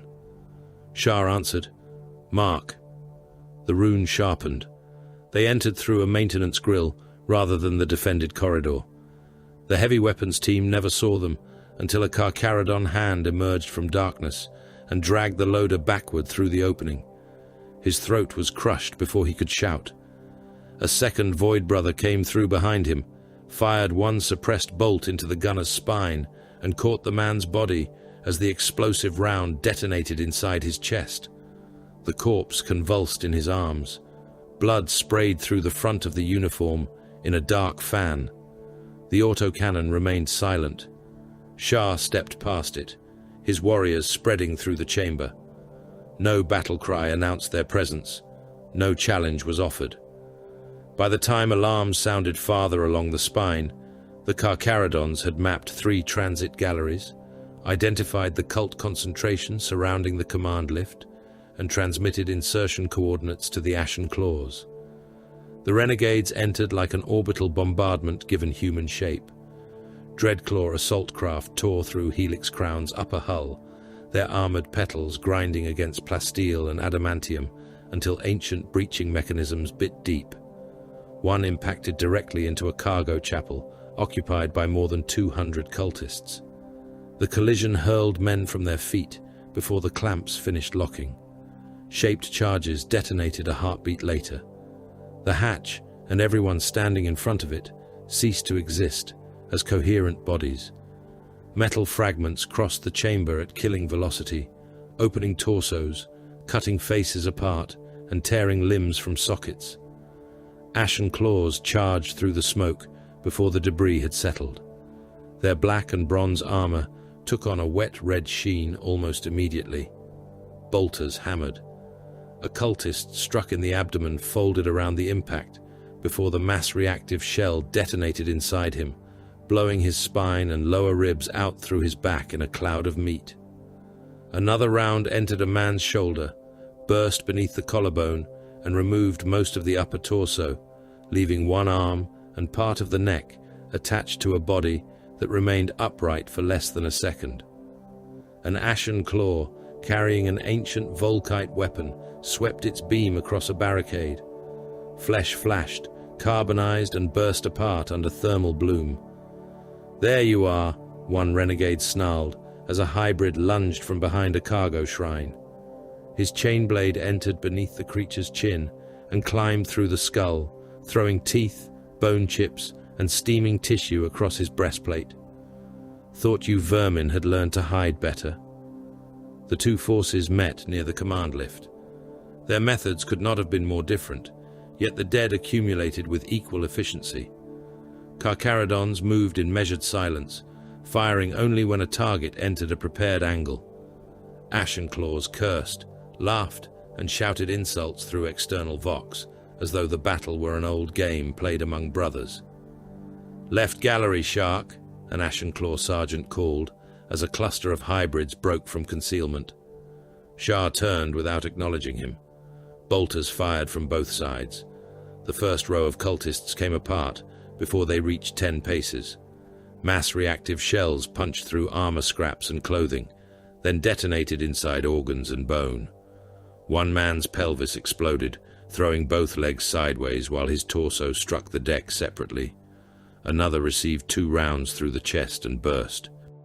Backward against the wall, leaving only fragments of hands still wrapped around his weapon. At the rear of the gallery, a heavy autocannon opened fire. The first burst struck an Ashen Claw in the shoulder and spun him half around, ceramite breaking from the pauldron in chunks. Before the gunner could correct, 3 bolters answered. The weapon emplacement vanished behind impacts. When the smoke cleared, what remained of the crew had been sprayed across the wall behind them. 2 severed hands still gripped the traverse controls. The cult committed pure strains to the lift chamber. They came from the upper gantries and ventilation cavities, moving too quickly for mortal eyes to track cleanly. One struck an Ashen Claw from above, all 4 arms folding around him as claws shrieked across power armor. The renegade slammed backward into a support pillar, hard enough to dent it, seized the Genestealer by one arm, and tried to tear it free. A second pure strain reached the floor beside him. Carcharodon fire took it at the hips. The shells burst through the abdomen, opening the creature from inside and throwing black viscera across the deck. The Ashen Claw sergeant drove a chain axe into the first beast, while it still clung to his brother, biting through the lower torso in a shower of chitin fragments. "Mine," he growled. The axe chewed through spinal structure, divided the creature at the waist, and threw the lower half aside. The upper body remained alive, claws scraping against the Marine's breastplate, until the sergeant stamped on its skull. He looked toward the nearest Carcharodon. "Count that properly, Exile." The Void Brother did not answer. His bolter was already tracking another target. Shah sensed his own attacker an instant before it struck. The pure strain came through a side aperture with impossible speed, its limbs folding and extending with insect precision. He turned Reaper into the attack, but the creature was already inside the chain axe's ideal arc. One claw struck his left pauldron and carved through the outer ceramite with a sound like stone dragged across metal. Warning runes flared across his visor. A second talon scraped his gorget, seeking the softer seals beneath. Shah drove his forehead into the Genestealer's face. The impact cracked chitin and forced the creature back half a pace. That was enough. He stepped away rather than pursue, allowing Reaper room to move. The chain axe came around horizontally. Its screaming teeth took both upper limbs at the shoulder line. Chitin, tendon and dense muscle burst apart beneath the chain. The severed arms struck the deck, still twitching. The Genestealer launched itself forward on the remaining pair. Shah reversed the axe and brought it down from above. Reaper entered through the crown of the skull, tore through the throat, and buried itself deep into the sternum. The creature convulsed around the weapon. Shah planted one boot against its chest and kicked it free, leaving the body folded open along the center line. Black blood ran from the axe teeth. He did not look down. Next contact. They drove deeper. The cult resistance became less human with every deck. Hybrids with distorted skulls and vestigial limbs fought beside purer strains in Manufactoria corridors, where their ancestors had labored under false names. A brood bodyguard met the joint force outside the Vox Cathedral, purer strains surging through a pressure gate beneath a storm of cult autogun fire. The first were annihilated by concentrated bolter volleys. Shells broke limbs, opened thoraxes, and detonated within skulls hard enough to scatter brain matter across the ceiling. The survivors reached the line. An Ashen claw veteran took a claw through his abdomen, seized the limb before it could withdraw, and fired his bolt pistol directly into the Genestealer's chest until the weapon clicked dry. Another renegade was knocked to one knee beneath two creatures and simply drove his power fist upward through the torso of the first. The impact collapsed its rib structure around the gauntlet. He tore his arm free in a wash of organs and used the corpse as a shield against the second. Carcharodons closed the remaining gaps without shouting, combat blades entering eye sockets, throats and softer joint membranes with methodical precision. The last pure strain tried to retreat through the gate.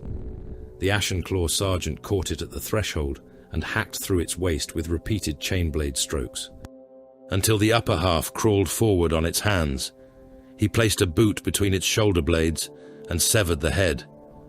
"Now that one," he said, breathing hard through his grill, "was mine." Takahurangi entered the Vox Cathedral with Arathar beside him after the fighting had moved ahead. The Ashen Claw librarian wore black armor inscribed with old sigils whose edges had been recut so many times the original forms were difficult to identify. Psychic pressure thickened as they descended beneath the main transmitter galleries. Mortal serfs accompanying them began bleeding from the nose before the first sealed door. One collapsed against the wall, vomiting blood onto his own boots, while T continued forward. "Do you hear it?" Arathar asked. T's eyes were fixed upon the darkness ahead. "I hear them." The chamber beneath the Vox core opened slowly. The smell reached them first. Human waste, incense, preservative chemicals, rot. Then the lumen globes came alive. The astropaths had been fused together. There were dozens of them, perhaps more, their bodies suspended within a lattice of cabling, tubing, and wet biological growth. Some had no legs. Others had been opened from throat to groin and packed with pulsing tissue that did not belong to any human anatomy. Wires entered eye sockets, mouths, and spinal columns. Several still breathed. A few were conscious. Their mouths opened and closed in unison, while no sound emerged into the chamber. The screaming existed elsewhere. T felt it across the warp, a beacon made from torment, repetition, and corrupted psychic resonance. For years these men had been calling into the darkness without understanding what answered. Arathar stared at the living apparatus. "How long?" Tay approached the nearest suspended astropath. The man's eyes had been removed long before. A Genestealer cult sigil had been cut into the skin above his heart. "Generations," T said. The cables twitched. Somewhere inside the fused mass, a human voice managed one broken syllable. T placed a gauntlet against the man's head.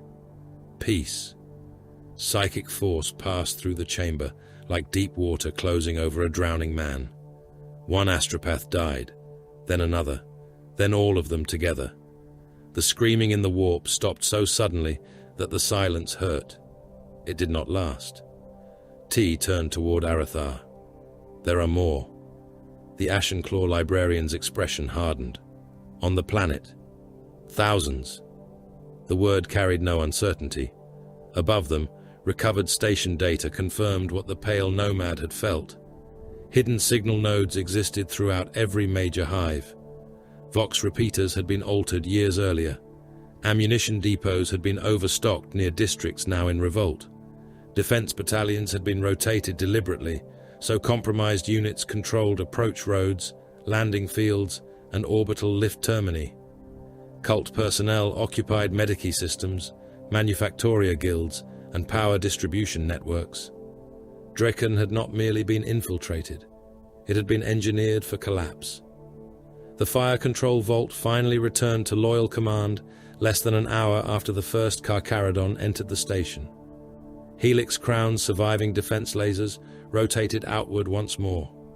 Loyalist crews stared through blood-smeared observation ports at the wreckage surrounding their world. Some began cheering when the target locks cleared. None of the Space Marines joined them. Shah stood beside the main pick display, while station augurs reached farther into local space than the damaged fleet arrays had managed. The first returns appeared as irregular atmospheric contacts. Then dozens became hundreds. Hundreds became thousands. Draken's sky began to change. Long-range picked feeds showed red-black streaks entering the upper atmosphere over the nightward continents. At first they resembled meteors, then several changed direction. Others split apart before impact and scattered smaller shapes beneath them. Mycetic spores burned through the clouds, trailing ash and vapor, while planetary defense guns began firing upward. Across the hive world, millions of civilians emerged onto balconies, manufactoria roofs, transit gantries, and shattered streets to look at the falling lights. Some prayed, some screamed, some believed rescue had finally come. The Carcharodons did not look up. Neither did the Ashen Claws. They had seen hunger fall from the stars before, and they knew exactly what was inside. Draken Primus went to war with more than 1 billion armed men and began losing before the first full planetary rotation had passed. From orbit, the mobilization resembled the awakening of some industrial god too vast to comprehend its own death. Armored columns uncoiled from fortress depots and crawled across hive causeways in lines hundreds of kilometers long.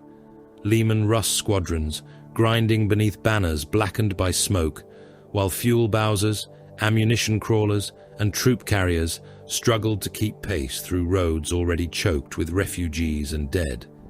Artillery regiments fired from excavated belts surrounding the major hive clusters until gun crews poured coolant over barrels, glowing a dull cherry red. Basilisks and manticores hurled shells beyond the horizon in such numbers that the sky itself seemed to pulse with the passage of ordnance. Hydra batteries rotated without pause, filling the upper atmosphere with tracer fire, while squadrons of interceptors climbed into clouds so dense with winged tyrannid organisms that whole formations disappeared from auspex in seconds. Every manufactorum that could stamp a casing, charge a last cell, or forge a shell was ordered to remain operational. Every PDF reserve older than conscription age was armed. Every penal cohort was emptied into firing trenches. Entire hive districts were stripped of laborers and turned into regiments before they could be issued proper uniforms. Yet the scale of the defense only revealed the scale of what came to devour it. Where 10,000 men held a wall, 100,000 gaunts struck it. Where a tank battalion broke one swarm, 3 more crawled through the wreckage. Where artillery annihilated a brood concentration, the ground itself seemed to writhe until new organisms emerged from drainage tunnels, sublevels, and shattered hab foundations that had already been seeded by the cult. The invasion ceased to resemble an army and became weather. Mycetic spores fell through the clouds like diseased moons, hammering through spires, manufactoria roofs, and defense bastions, with enough force to pulp every man within dozens of meters of impact. Some burst open before coming to rest, and disgorged gaunts, while the structures around them were still collapsing. Others split along fibrous seams and released warrior organisms into plazas crowded with troops. Ripper swarms clogged sewage conduits and ventilation systems, boiling from access grills in black carpets of teeth. Gargoyles darkened the daylight until soldiers fired upward, merely because the animal mind could no longer tolerate the sky moving. Capillary towers began pushing from the earth outside the eastern hive belts, pale biological columns growing visibly as they drank from reclamation pits and corpse fields. Bodies that would once have been counted as losses now became resources for the enemy. Men killed in trenches were stripped by feeder organisms. Severed limbs vanished beneath tides of rippers. Pools of blood became slick trails leading toward digestion structures. Officers issued orders that every corpse had to be burned, but there were too many corpses and too little promethium. Pyre crews worked until their masks filled with greasy soot, dragging the dead into trenches and firing them with chemical gel while artillery still fell around them. Sometimes the dead were not entirely dead. Sometimes wounded men began screaming from beneath burning piles, and nobody had enough time to pull them free. The Carcharodons did not attempt to hold the line. Baal Shah's Third Company struck wherever the line had already failed, for reasons deeper than numbers. Thunderhawks screamed through hive canyons beneath curtains of flak, dropping squads onto roofs and command terraces before climbing away with armor smoking around their engines. Teleport strikes placed grey-armored killers inside command bunkers whose defenders had believed themselves kilometers behind friendly positions. In the central manufacturum arc, a governor who had ordered 3 loyal regiments into an ambush died at his own strategium table when Shah stepped from teleport glare and drove Reaper through him from shoulder to hip before the man's bodyguards understood the chamber had been breached. In the eastern defense quarter, an infected general was dragged from an armored command carrier, his skull crushed against the glacis, while his staff officers were executed by bolt pistol. Beneath Hive Karod, a patriarch lieutenant had established itself inside. An abandoned water cathedral, guarded by hybrids and puristrains. The Carcharodons entered through maintenance shafts no mortal soldier could have traversed in armor, cut power to the sanctuary, and killed the brood in darkness. When the creature finally came at Shah, it moved like a blade thrown by a god, but the Reaper Prime did not duel it. 3 Void Brothers fired into its legs from concealed angles. Another drove a melter charge into its flank, and Shah took the head when the animal fell. There was no honor in the kill, because honor was irrelevant. Destroy the brain. Let the body convulse itself to death. Where the Carcharodons appeared and vanished, the Ashen claws planted themselves and refused to move. Stormbirds descended into burning plazas, with weapons already firing, heavy assault craft landing amid broken hab blocks, while their ramps opened onto black-armored warriors and disciplined mortal auxiliaries. The renegades turned manufactoria roofs into fortress islands, mounted heavy bolters in transit towers, and dragged field generators into plazas that should already have been abandoned. Their pledged tribesmen fought beneath them in organized companies rather than being thrown forward as disposable screens. Ammunition was counted. Wounded specialists were recovered when possible. Engineers received protection normally reserved for officers. To Shah, watching the casualty feeds from a command Thunderhawk, the distinction bordered on sentiment. An Ashen Claw formation delayed withdrawal for 4 minutes to recover a dozen wounded armorers from a collapsing power station. 4 minutes cost them 23 Astartes auxiliaries and 1 Stormbird engine. "Waste," Shah said. The Ashen Claw captain sharing the channel answered with immediate contempt. "Investment." Shah did not argue. The war would determine which word survived. The lower reaches of Hive Varrock settled the question for neither of them. The district held more than 80 million inhabitants beneath layers of manufactoria, habitation stacks, and excavation levels descending kilometers into the crust. By the second day, coherent authority there no longer existed. Cult banners hung from transit towers. Entire defense battalions had turned their guns upward against loyalist formations. Reclamation pools formed in collapsed reservoirs, where tyrannid organisms and human collaborators dragged bodies by the thousands. Takahurangi entered the area psychically from orbit and found more than one patriarch presence beneath the hive. When he opened his eyes aboard the Nikor, blood had run from one nostril and dried along the edge of his mouth. "Lost," he said. Tyberos stood beside the tactical projection. Shah watched the district change color from contested amber to terminal red. "Population remaining?" the Red Wake asked. "More than 80 million, perhaps 60 million alive." Tyberos studied the hive for less than a second. "Sterilize."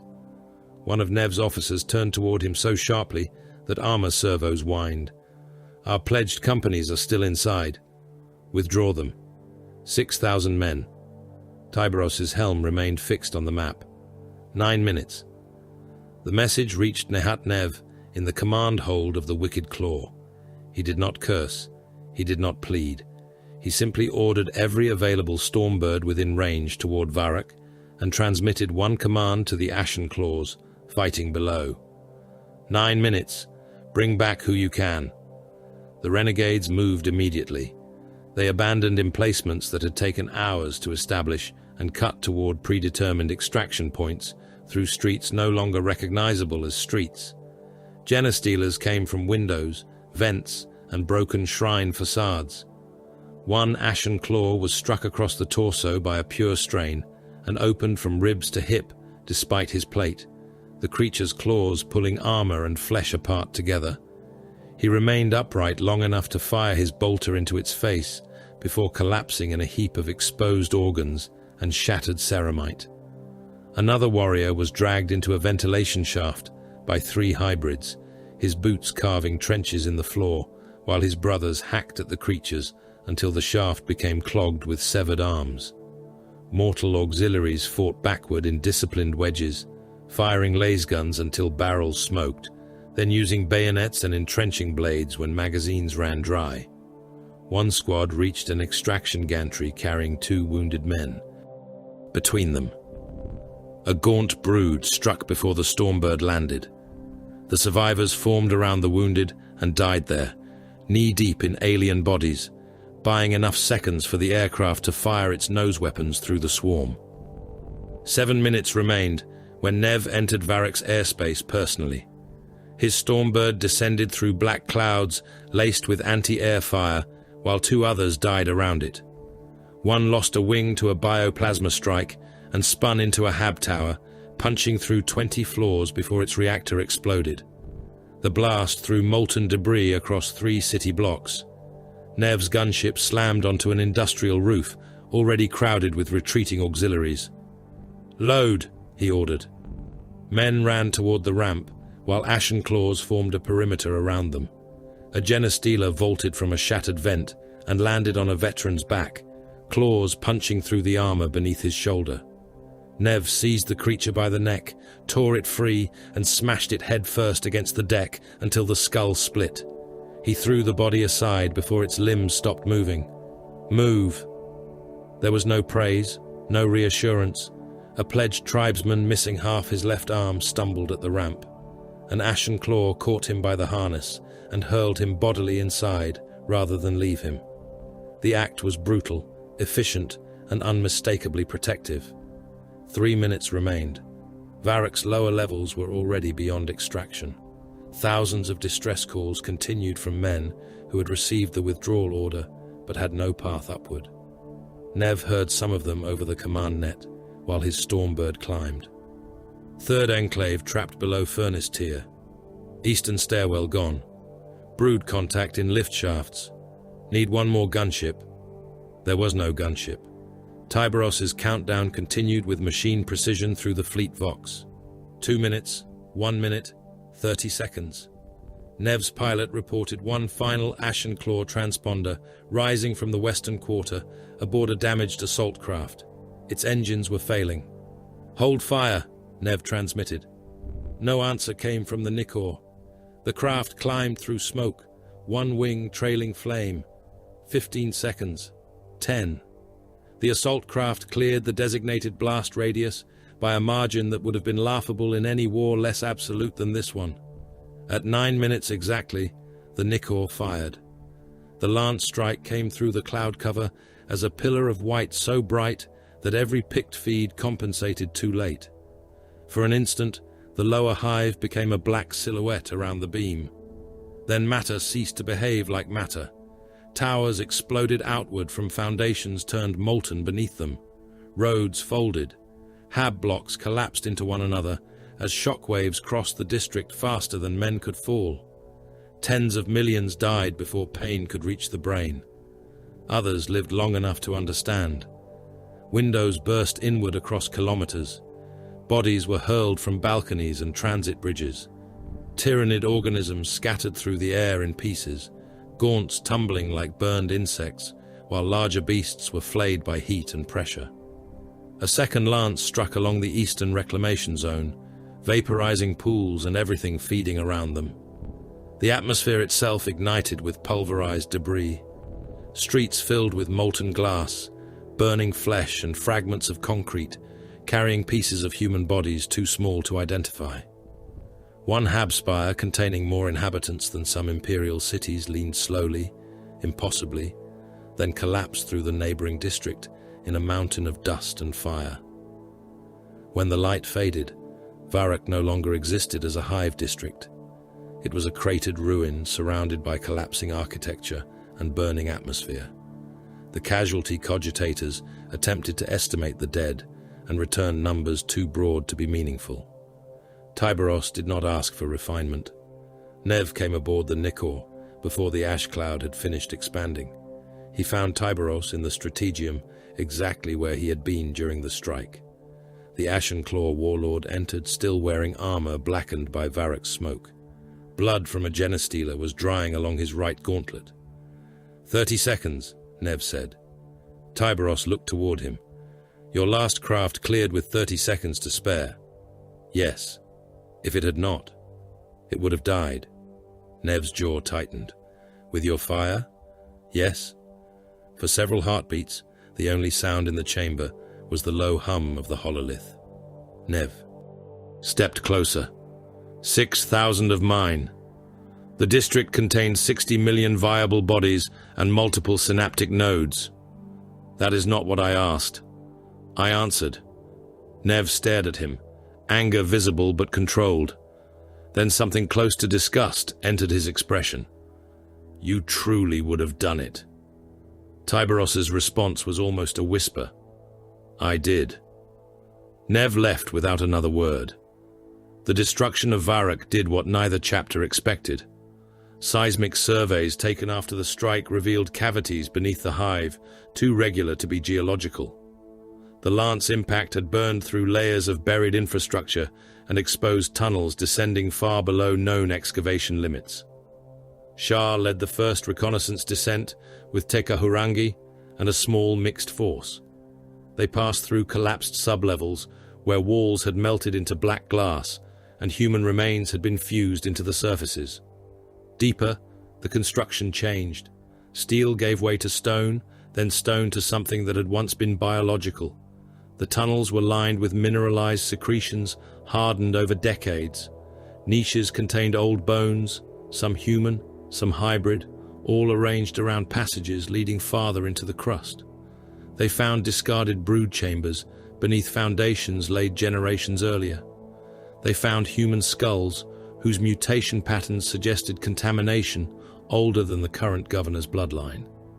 They found cult sigils carved beneath layers of industrial expansion, hidden so deeply that entire hive districts had been built over them without ever knowing what lay below. T stood within one of the oldest chambers and pressed his gauntlet against the wall. This was not preparation for this invasion, he said. Shah looked toward him. Explain. The infection predates the current splinter, possibly by generations. One Ashen Claw veteran spat onto the floor. Then the beasts marked the world long before piety. Tithe nodded slowly. Or something of them did.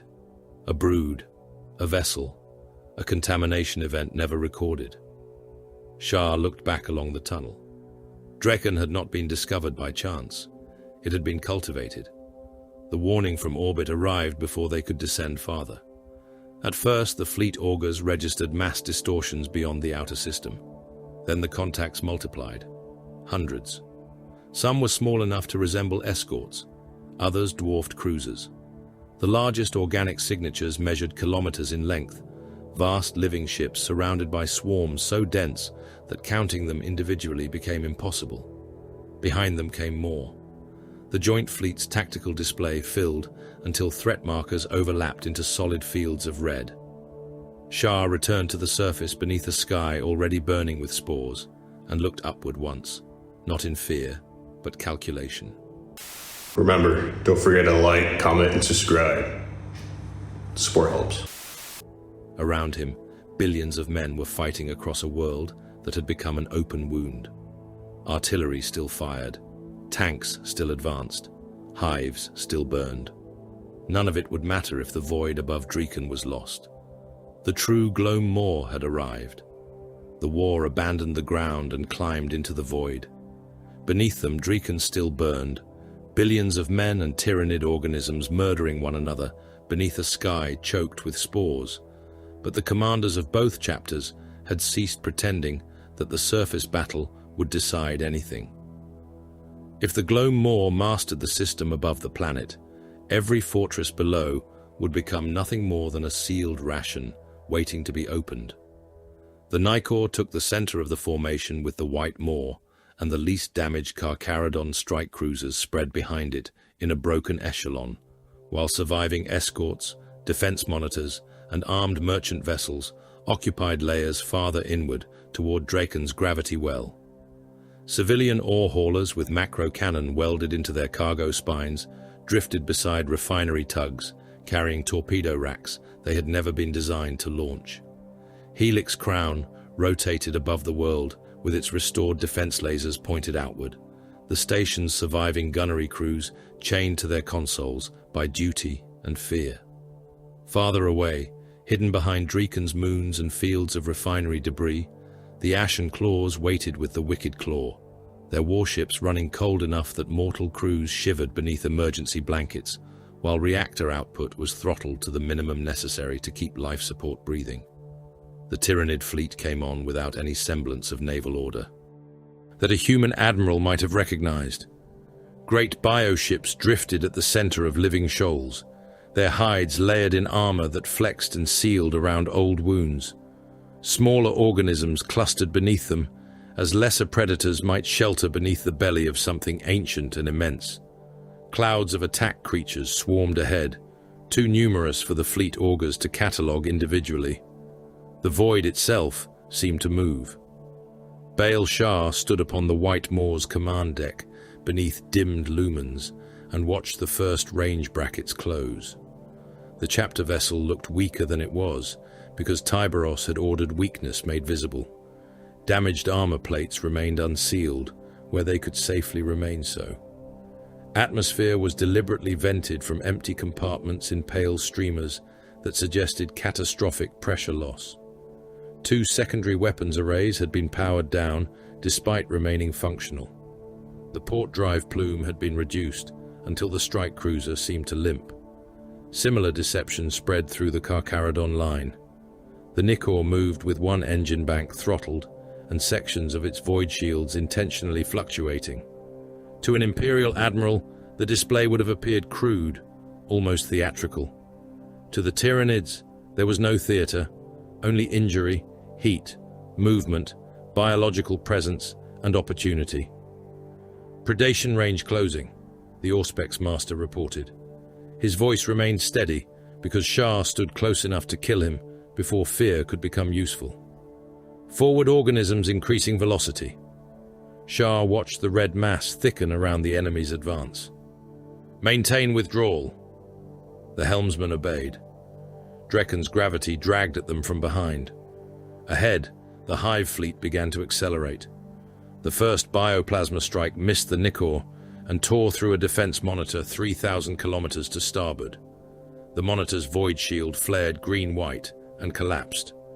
A second discharge struck before its generators could cycle. Armor boiled from the hull in a line several hundred meters long, exposing decks to vacuum. Men vanished through the breach by the hundreds, tumbling from the ship amid chairs, machinery, and burning fragments of bulkhead. The monitor fired back with its remaining macro batteries, shells punching into a lesser bioship until great plates of chitin peeled away and frozen internal fluid glittered in the void. It did not survive long enough to see the damage. A third organic lance struck through the exposed wound and reached the reactor. The vessel became a sun. For one instant, its broken hull was visible around the white sphere of its own death. Then everything became expanding debris. Shah watched the casualty rune disappear from the hololith. "Monitor destroyed," the Auspex master said unnecessarily. "Maintain withdrawal," Shah repeated. The bait had to bleed. A Carcharodon escort named Pale Hunter lost engines less than a minute later when a swarm of boarding organisms struck its stern. Some smashed against armor and burst, others clung. The creatures opened themselves against the hull, disgorging smaller organisms that began cutting into the ship through exhaust housings and maintenance apertures. The escort's captain transmitted no request for aid. He merely reported his engine loss, his estimated remaining ammunition, and the number of decks compromised. 1,700 serfs alive, came the final update. 4 Void Brothers, boarding mass increasing. Shah looked toward the tactical display. The Pale Hunter was slowing behind the formation. The Gloam Maw's forward elements altered course toward it. "Scuttle?" asked the Voxmaster. Shah did not answer. The question belonged to Tiberos. Aboard the Nikor, the Red Wake stood before a hololith full of dying ships and waited. The Pale Hunter disappeared beneath living shapes. Organisms crawled across its hull until little grey armor remained visible. Internal pict feeds survived for another 38 seconds. Shah saw one companionway, packed shoulder to shoulder, with serfs firing laser guns into a breach, while gaunts climbed over corpses faster than the defenders could kill them. One man lost the top of his skull to a scything limb and remained standing for half a heartbeat before his brain and blood slid down his own face. Another was dragged through the firing line by both legs, fingers tearing bloody tracks across the deck as his comrades tried to hold him. The picked feed cut to another chamber where a Void Brother stood over a mound of bodies and fired a bolter one-handed because the other arm hung shredded at his side. He emptied the magazine into a Tyrannid warrior, drew his combat blade, and vanished beneath the next wave. Then the feed died. The Pale Hunter's reactor did not detonate. The bioship swallowed it alive. "Enemy commitment increasing," the Nikor's augur officer reported. "Insufficient," Tiberos replied. On the Wicked Claw, Nehat Nev listened to that judgment relayed through encrypted vox and smiled without pleasure. His own officers stood around him beneath lumen globes turned so low that their faces seemed carved from bronze and shadow. "He understands," Nev said. One veteran looked toward him. "Understands what?" Nev watched the Carcharodon vessels withdraw through Drekken's gravity well, while the Tyrannid formation elongated around them. "That bait which does not scream is not bait." The Gloam Maw struck harder.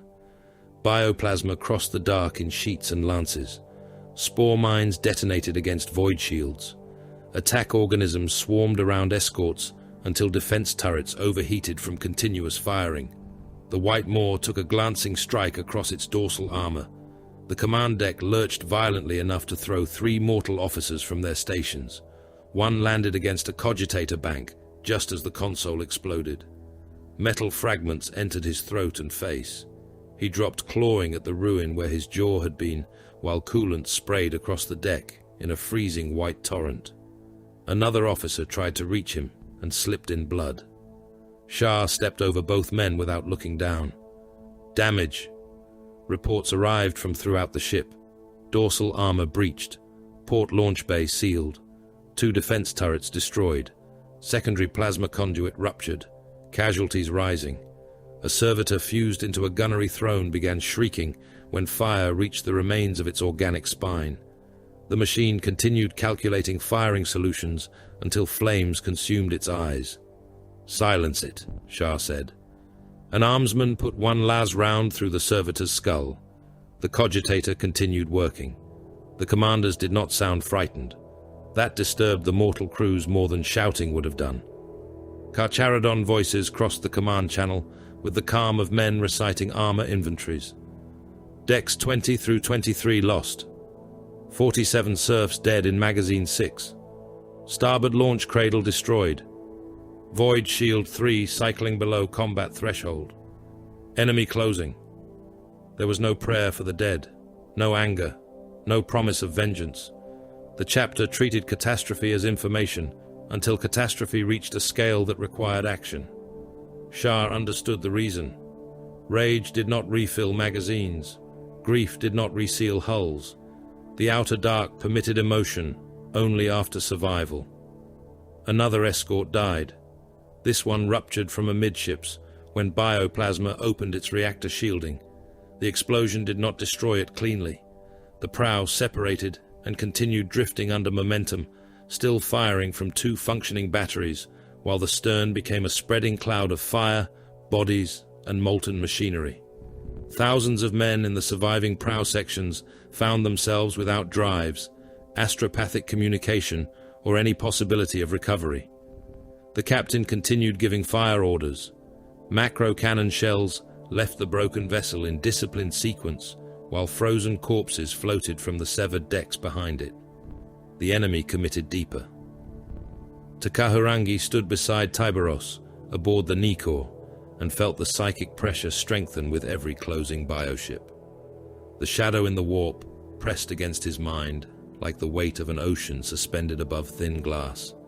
It was vast, but not whole. Something in it troubled him. He could not yet name the wrongness. "More," he said quietly.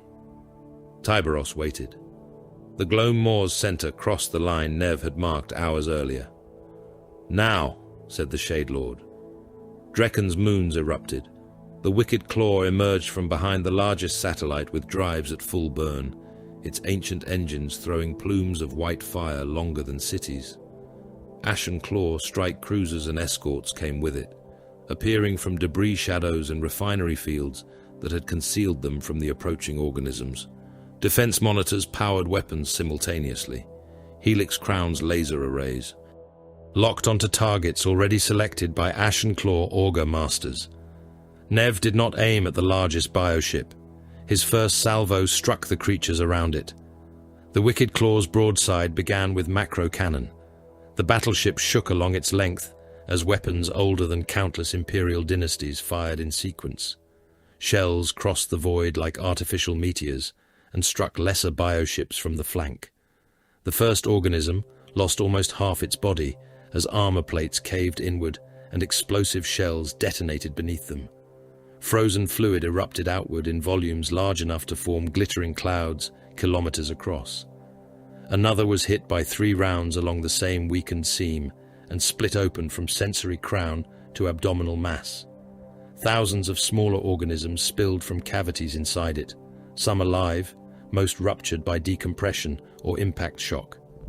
Helix Crown's lasers followed.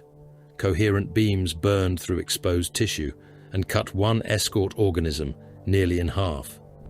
Ashen Claw torpedoes entered the opened wounds and detonated within. "Cut the claws," Nev ordered, "then take the throat." His ships obeyed. Only after the living escorts began dying did the heavier guns turn toward the central hive vessels. The Carcharodons reversed course at the same instant. Every ship that had pretended weakness became violent. Engine banks flared to full output. Shield generators that had been deliberately allowed to flicker surged back to combat strength. Weapon arrays previously dark rotated toward the pursuers. The Nikor turned with ponderous grace, then accelerated into the same organisms that had believed it crippled. Torpedo doors opened at ranges naval doctrine considered suicidal. Salvos launched before several crews had time to cycle the previous firing sequence. Boarding torpedoes and assault craft followed in their wake. The White Maw came around hard enough that wounded structural members screamed through entire decks. Shah braced against the command rail. "All batteries," he said. "Fire." The wounded shark showed its teeth. Macro shells struck a bioship at less than 1,000 kilometers. One failed to penetrate and shattered against the armor. The next 3 did not.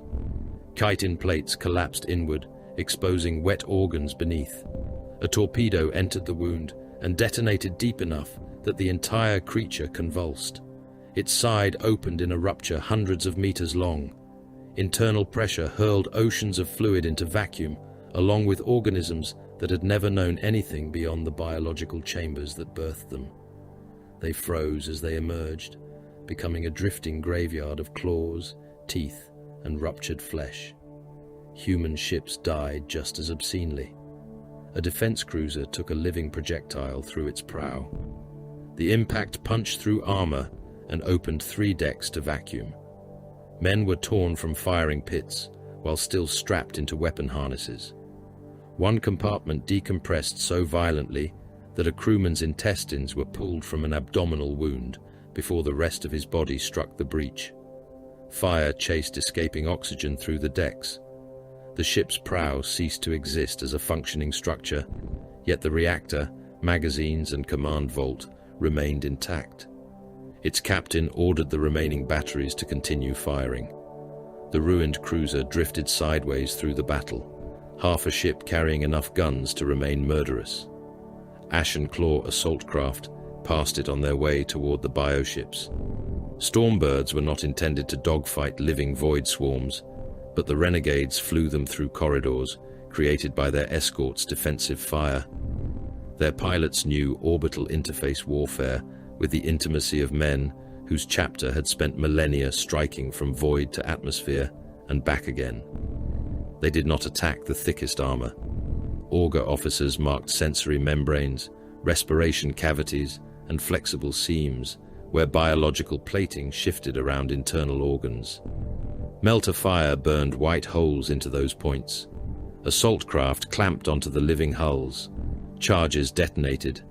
Ashen claws entered the enemy. The boarding passages did not resemble ships. They pulsed. Walls flexed around impacts. Warm fluid ran beneath armored boots. Muscular contractions attempted to close breaches behind the intruders. One Ashen Claw squad burned through a membrane and entered a chamber filled with feeder organisms that immediately flooded toward them. Bolters thundered in the enclosed flesh. Mass reactive rounds burst gaunts against walls that spasmed each time blood struck them. A veteran drove a melter charge into a thick biological artery and stepped back. The blast flash-cooked tissue across the chamber, rupturing sacks and showering the warriors in steaming alien gore. "Forward," he ordered.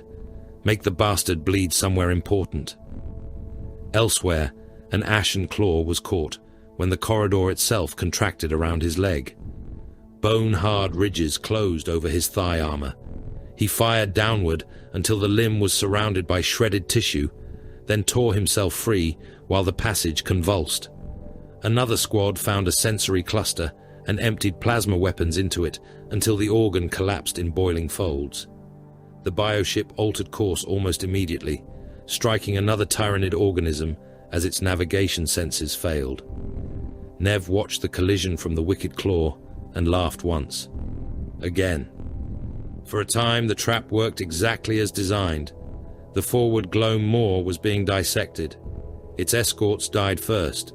Its heavier vessels found themselves trapped between Ashen Claw broadsides and the returning Carcharodons. Defense lasers struck anything attempting to break toward Draken. Burning bioships drifted through the battle, while lesser organisms continued fighting around corpses large enough to possess their own gravity. The tactical display began to clear. Takahurangi did not feel victory. He stood unmoving beside the command throne of the Nikor, both hands locked around his staff, while blood slowly ran from beneath one eye. The shadow had changed, not diminished, opened. There was more behind it. His breathing deepened. The taste of copper filled his mouth. Tiberos. The Shade Lord turned. This is not the fleet. Tiberos stared at him. Tay forced his mind farther into the psychic dark, and immediately regretted it. Something immense waited beyond the system boundary, too diffuse to possess a single presence, and too powerful to mistake for absence. The organisms they were killing were only an extremity, a finger, a tongue sent forward to taste resistance. The beast divided itself, Tay said.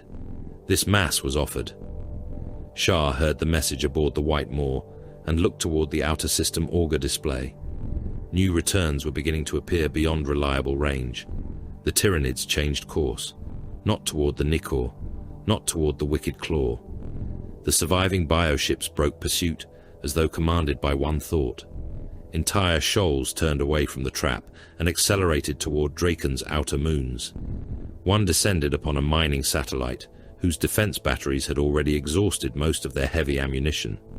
Smaller organisms clustered around extraction sites, while larger bioforms moved toward the moon's exposed mineral seams.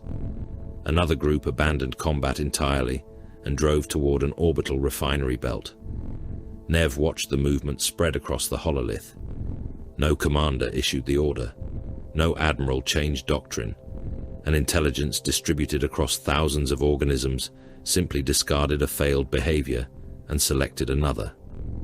The Ashen Claw warlord's expression went still. It has learned us. By the fourth day of the planetary war, Draken no longer possessed continents in any meaningful military sense. It possessed fronts, corpse fields, digestion zones, and isolated knots of men who still answered vox calls from commanders who might already have been dead. More than 1 billion soldiers had been mobilized across the planet, and billions more civilians moved wherever fear, bombardment, or hunger drove them, choking transit tunnels and manufactoria districts until entire hive levels became immobile masses of human flesh. Armor divisions vanished beneath living tides before higher command even learned they had been engaged. In the western industrial reaches, one mechanized corps reported contact with a swarm stretching from horizon to horizon. 12 minutes later, the corps command channel became screams, static, and the wet hammering of organisms against vehicle hulls. Lehman Russ tanks disappeared beneath gaunts until only their turrets remained visible, firing blindly through heaps of bodies, while creatures forced claws into engine grills and track assemblies. Farther north, something the size of an Imperial god engine moved through burning refinery plains on pillar-like limbs, every footfall crushing hab blocks and defensive. Emplacements beneath tons of armored flesh. Defense lasers fired through the clouds at shapes descending from orbit, their beams briefly illuminating layers of spores so thick that the heavens appeared diseased. Draken was not being conquered, it was being converted. The scale made Space Marines look absurdly small. A squad of Adeptus Astartes could break a position no mortal regiment could take, could kill hundreds in minutes and thousands if terrain and ammunition favored them. But even 100 such warriors were nothing against a battlefront measured in hundreds of kilometers. The Carcharodons therefore refused to fight the war Draken's generals wanted them to fight. They did not reinforce trenches merely because those trenches were failing. They did not garrison walls merely because terrified officers begged them to remain. They moved where one act of violence could alter the fate of 10,000 lesser men. A bridge crossing the Coral Rift became a killing ground when 3rd Company allowed a gaunt swarm to cross halfway, then detonated the central supports and dropped kilometers of roadway into the abyss. An ammunition complex already overrun by cultists was destroyed with melter charges after Shah's warriors removed the surviving loyalist quartermaster and nothing else. A synapse beast directing more than 60,000 organisms toward the southern fortress belt died when Carcharodon scouts marked it through a forest of chemical smoke, and a Thunderhawk descended low enough to fire twinless cannons through its skull. The swarm beneath it lost cohesion for less than 3 minutes. 3 minutes was enough for 11 artillery regiments to turn prepared coordinates into a landscape of shredded chitin. Then, Shah unleashed the Devourers. They came down from the storm clouds on columns of fire, assault packs screaming over the ruined Manufactoria district of Cordain Spire. Gargoyles filled the air around them so densely that the squad runes on Shah's helm flickered beneath overlapping threat markers. The first Devourer struck the swarm at full descent velocity. His chainsword opened one winged organism from pelvis to jaw and threw both halves spinning away before he drove his armored shoulder through another. A third gargoyle struck his helm and burst against it, its chest collapsing under the impact. The Marine did not alter course. Around him, Carcharodons fought in 3 dimensions, jump packs throwing them through living clouds, while pistols fired at ranges so close that muzzle flashes illuminated jaws and black eyes. One warrior cut both wings from a gargoyle, seized its falling body by the spine, and used it to smash another creature aside before releasing it. Another descended boots first through the roof of a transit shrine, and landed among gaunts with enough force to crush 2 flat beneath his greaves. Their bodies came apart under him in sprays of organs and fractured exoskeleton. He was already moving before the impact crater stopped shedding dust. Ashen Claw warriors watching from the Manufactoria ramparts did not cheer. They watched the grey-armoured killers descend and saw something they recognized too well. "Your mongrels enjoy it," Ashen Claw veteran Corran said over the shared vox. Shah heard him from 2 streets away, while cutting through a warrior organism with Reaper. "Irrelevant." Corran laughed once. "No, look." Shah did. Void Brother Carter stood over the remains of the warrior long after the synapse creature had ceased moving. His chainsword rose and fell repeatedly. The first blows had killed it. The next 6 reduced its chest to torn armor plates, pulverized organs, and a crater of black blood. Carter's breathing filled the squad channel in deep animal bursts. A second Carcharodon, Nakoa, had broken formation entirely and was pursuing fleeing gaunts into a service corridor, despite the withdrawal rune pulsing across every helm display. Shah crossed the distance in seconds. He struck Carter across the shoulder with the flat of Reaper's haft, hard enough to throw the warrior sideways. Enough. Carter turned toward him. For one fraction of a second, Shah saw no recognition in the black lenses of his helm. Then the Devourer's sword lowered. Nakoa was worse. He returned from the service corridor with his chainsword wet to the hilt and bolt pistol locked open on an empty magazine. Withdrawal was given, Shah said. Nakoa stared through him. Prey fled. Ammunition state. Silence. State. Nakoa finally looked at the empty pistol in his hand, as though seeing it for the first time. Empty. Shah ripped the weapon from him and thrust a fresh magazine into the well himself. "You spent shells after the order." "They lived. They did not matter." Corran's voice entered the channel again, openly contemptuous. "There is your grand discipline, Shark. Scratch the paint away, and the mongrel blood shows." Nakoa turned. His chainsword was still running. Tyrannid blood dripped from the teeth and hissed on hot ceramite. Corran stood less than 6 paces away, with an axe resting over one shoulder. Neither warrior raised his weapon further. Neither needed to. Shah felt the entire alliance compress into the distance between them. "Mongrel," Corran repeated. Nakoa took one step. The wall behind Corran exploded. A carnifex came through the hab block in a storm of masonry, pulverized bodies, and twisted structural steel. Its shoulder carapace demolished 2 floors as it forced itself into the street. Corran disappeared beneath the impact of one scything limb. The blow caught him across the torso, folded ceramite inward, and hurled him through 3 of his brothers. He struck the roadway with his breastplate, crushed almost flat. Blood poured through the seals around his gorget. The insult died with him. Nakoa turned from the corpse before it stopped moving. The Ashen Claws did the same. Whatever had almost begun between them ceased to exist because the enemy had provided something more urgent to hate. 2 more Carnifex organisms followed the first through the ruined Hab frontage. The street became too narrow for maneuver and perfect for slaughter. "Heavy teams," Shah ordered. "Joint fire. Knee joints." The Ashen Claws answered without argument. A melter gun fired first.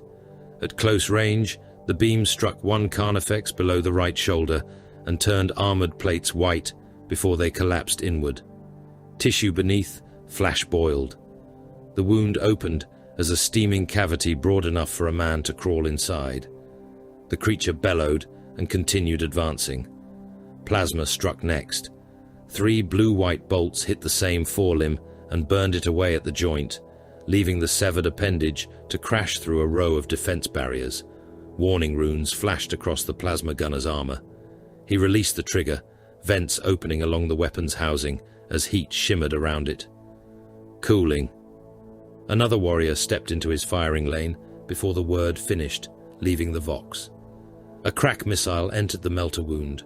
The explosion occurred beneath the Carnifex's carapace and threw fragments of armor outward, hard enough to kill gaunts clustering around its feet. Still, it remained upright. The second organism charged. Nakoa met it with the other Carcharodons instead of retreating, bolter fire hammering its face, while Ashen Claws attacked from the flank. One warrior was caught in the Carnifex's claws and compressed until his breastplate cracked. His body ruptured inside his own armor, blood bursting through the neck seal and elbow joints before the beast threw what remained into a wall. Shah barely registered the death. Lascannon. A mortal heavy weapons crew positioned 40 meters behind them fired. The beam struck the Carnifex's left knee. Armor blackened. The creature staggered, but remained standing. Again. The loader forced another power cycle through the weapon, while gaunts swarmed toward them. Ashen Claw auxiliaries fired over the Lascannon team's shoulders. The second shot struck precisely where the first had burned away protection. The knee opened in an explosion of scorched flesh. The Carnifex crashed forward. The Astartes climbed it while it was still alive. Nakoa reached the back first, Chainsword biting between armor ridges as he dragged himself toward the skull. 2 Ashen Claws followed. The beast bucked hard enough to throw one aside, but the others remained anchored by blades buried in its hide. Shah reached the exposed neck, planted Reaper's teeth against a gap in the carapace, and activated full torque. The chain axe screamed. Armor fractured. Dense muscle came apart in ropes. The Carnifex tried to rise on its remaining limbs. Nakoa forced his bolt pistol into the wound Shah had opened and fired 3 shells directly into the cranial mass. The head ruptured internally. Black fluid sprayed from sensory pits. The enormous body collapsed so violently that nearby gaunts were crushed beneath it. Shah pulled Reaper free. Next. No one mentioned Corran again. Beyond the Astartes' killing ground, mortals were discovering what close war with the Tyranids actually meant. Trenches surrounding Cordain Spire had filled with bodies until defenders stood upon the dead to keep firing. In places, the corpse layers were 3 men deep. Soldiers dragged friends into parapets because there was nowhere else to put them, and the dead offered better ballistic protection than broken sandbags. Medici stations amputated faster than orderlies could remove limbs. Men lay on blood-slick floors, while chirurgeons cut through legs with powered saws and moved directly to the next casualty before the first had stopped screaming. Morphia disappeared by noon. After that, wounded soldiers were given leather straps to bite. Commissars still executed men for abandoning posts during the first hours. By evening, discipline had changed character. Nobody needed to threaten soldiers with death when death occupied every direction. Ammunition vanished faster than courage. Las packs were recharged from vehicle reactors until cells warped from heat. Autogun magazines were refilled by hand from loose ammunition taken off corpses. Bayonets appeared not because officers ordered them fixed, but because men understood what happened when the firing stopped. Shah passed one defensive redoubt, where fewer than 100 PDF soldiers remained from a battalion. The trench walls were black with blood. Gaunt corpses lay piled along the wire, and human bodies filled the firing steps. One soldier had no left hand and had tied his lasgun sling around the forearm stump to keep the weapon against his body. Another fired from behind the corpse of his own sergeant, using the dead man's armored torso as a rest. When a gaunt cleared the parapet, 3 men stabbed it simultaneously and continued stabbing until their blades struck one another inside its body. There was nothing noble in their faces. They were not defending the Emperor's realm in that moment. They were animals refusing to be eaten. The flesh tithe, Shah thought. The old Carcharodon phrase came easily. Worlds paid in blood, ships paid in serfs, chapters paid in brothers. Survival was never purchased with honor alone. Takahurangi and Arathar found the shape of Drekken's price from orbit. They stood together in a sealed observation chamber aboard the Nikor.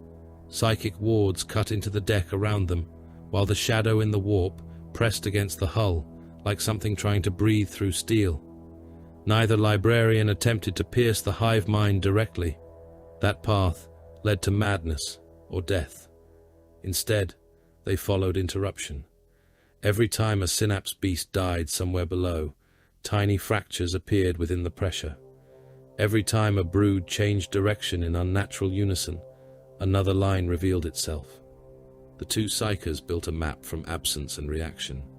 Blood ran from Arathar's left ear. T's fingers trembled around his staff. There, the pale nomad said. The strategium hololith changed. Hive Primus stood at the center of the planet's largest remaining industrial continent. Around it, tyrannid biomass had spread into a zone so vast that orbital pict feeds could not capture its entirety without losing detail. Digestion pools reflected chemical light across hundreds of kilometers. Capillary structures rose from corpse fields, like forests of pale bone. Rivers had changed color where reclamation organisms filled them. Millions of lesser creatures moved in currents through the region, but their movements were not random. They converged. Arathar stared at the projection. Synaptic nexus. Convergence, Tay corrected. Not one organism. Then how many? Enough. The network spread beneath Hive Primus and outward through the digestion zone, a planetary nervous system assembled from synapse beasts, buried cult nodes, psychic organisms, and biological relay structures. Destroying one would accomplish little. Destroy enough in close succession, however, and enormous areas of the surface swarm would lose coherent direction. Not permanently. The hive mind would adapt. New nodes would rise, but the interval could save entire continents. Shah entered the Nikor's strategium while the attack projection was forming. Nev stood opposite Tyberos, still carrying fresh gouges across his armor. From Varak. Neither leader wasted time discussing whether the target mattered. The problem was reaching it. Hive Primus sat beneath the densest concentration of tyrannid organisms on Dreeken. Conventional insertion would lose gunships before they reached the ground. Teleportation alone could place only limited numbers through the Shadow's interference and risk scattering warriors into living fortifications kilometers apart. Ground advance would take days the planet did not possess. Orbital interface, T said. Nev understood before anyone explained further. Ashen Claw stormbirds, assault craft and veterans would have to carve corridors through the aerial swarms, seize landing zones, and hold them long enough for successive Carcharodon strikes to penetrate toward the synaptic network. It was precisely the kind of war his renegades had spent 10,000 years perfecting. It was also precisely the kind of war that would consume them. Tyberos looked across the hololith at him. For once, Nev did not immediately mock the silence. He studied the projected approach corridors, the expected losses, the concentration of organisms around Hive Primus, and the Carcharodon forces available to exploit whatever breach his warriors could create. Then he looked at the Shade Lord. A smile touched the Ashen Claw's mouth, but there was nothing warm in it. Now you remember why you came. The assault began badly and became worse before the first Ashen Claw Stormbird reached the designated corridor. Carcharodon advance elements had struck ahead of the timetable, not because the plan had changed, but because the synaptic network below Hive Primus had shifted during descent, and Shah judged the exposed nodes too valuable to ignore. Thunderhawks knifed through the poisoned atmosphere beneath a sky alive with gargoyles, their hulls hammered by impacts and biological shot, while defense servitors tracked targets through clouds of spores so thick that Auspec's returns became little more than moving static. The first Carcharodon squads landed inside the digestion zone among black pools, whose surfaces trembled with chemical activity. Capillary towers rose around them like pale cathedral spires grown from meat. Rivers that had once carried industrial waste now moved thick and red-brown beneath layers of floating human remains, and every piece of ground between the pools crawled with feeder organisms. The shadow in the warp pressed against their communications almost immediately. Squad channels fractured into bursts of static. Range markers vanished. Brother Ident runes blinked out and returned in the wrong places. Shah heard Takahurangi's voice once, distorted into something distant and almost inhuman, warning the advance force to hold until Ashen Claw insertion. Then the transmission died beneath psychic pressure and the screaming of Tyranids coming through the smoke. The Carcharodons continued forward. The first synapse beast fell within minutes. Shah's warriors isolated it by slaughtering the gaunts surrounding it, then opened its carapace with melter fire and crack grenades before Reaper severed the spinal mass beneath the skull. The creature's death threw part of the swarm into confusion, but the effect was shorter than expected. Another node asserted control almost immediately. Gaunts that had been clawing at one another suddenly turned as one and rushed the Carcharodons from three directions. The grey-armoured warriors formed a crescent around broken Manufactoria foundations and began firing. Bolter shells punched through chitin and detonated inside packed ranks until fragments of Tyranid bodies flew in continuous sheets. Chainswords screamed when the ammunition intervals narrowed. The Devourers descended directly into the swarm, jump packs hurling them over the firing line and down among organisms already slick with the blood of their own kind. For a time, the killing remained disciplined. Target, strike, move, target, strike, move. Then the pheromone haze thickened, warm alien blood-coated armor in layers, and something inside the Carcharodons began to answer the violence with a hunger that had nothing to do with strategy. Void Brother Carter lost his chainsword when a warrior organism caught the blade between two armored talons and tore the weapon from his grasp. Carter did not draw his pistol. He struck the warrior with both hands, seized one of its smaller limbs near the shoulder joint, and wrenched until cartilage ruptured. The alien stabbed him through the side with a bone blade. Warning runes flashed across his breastplate. He seemed not to see them. He tore the limb free, drove the jagged end through the warrior's throat, and then kept pulling until the creature's neck opened in a wet rip. A gaunt leapt onto his back. Carter caught it over one shoulder, dragged it forward, and smashed it against the ground. Once, twice. The skull fractured on the second impact. He struck it again, then again. By the sixth blow, the creature possessed no recognizable head, only a flattened mass of chitin, brain matter, and blood spreading beneath his gauntlets. Carter rose, found another corpse, and began beating that one into the ground as well. "Carter," Shah voxed. No answer. "Void Brother, cease." Carter continued. His gauntlets punched through the dead organism's thorax and came out dripping black fluid and coils of organs. He was not alone. Nakoa had stopped obeying withdrawal markers and was advancing deeper into the digestion field, firing his bolt pistol into gaunts already dying from wounds inflicted by other warriors. Another Carcharodon stood over a severed Tyranid warrior and drove his chainsword through the body repeatedly until the blade fouled with tissue, and stalled. Instead of clearing the weapon, he abandoned it and attacked the next organism with a combat knife. Shah felt the same narrowing in himself. At first it was merely the clarity of battle, the sharpening of threat and distance, until everything unnecessary disappeared. Then even distance stopped mattering. Reaper vibrated through his arms each time its chain teeth found bone. The sensation became more important than the tactical display. The sound of the motor rising under load became more meaningful than broken Vox reports. A gaunt entered his reach.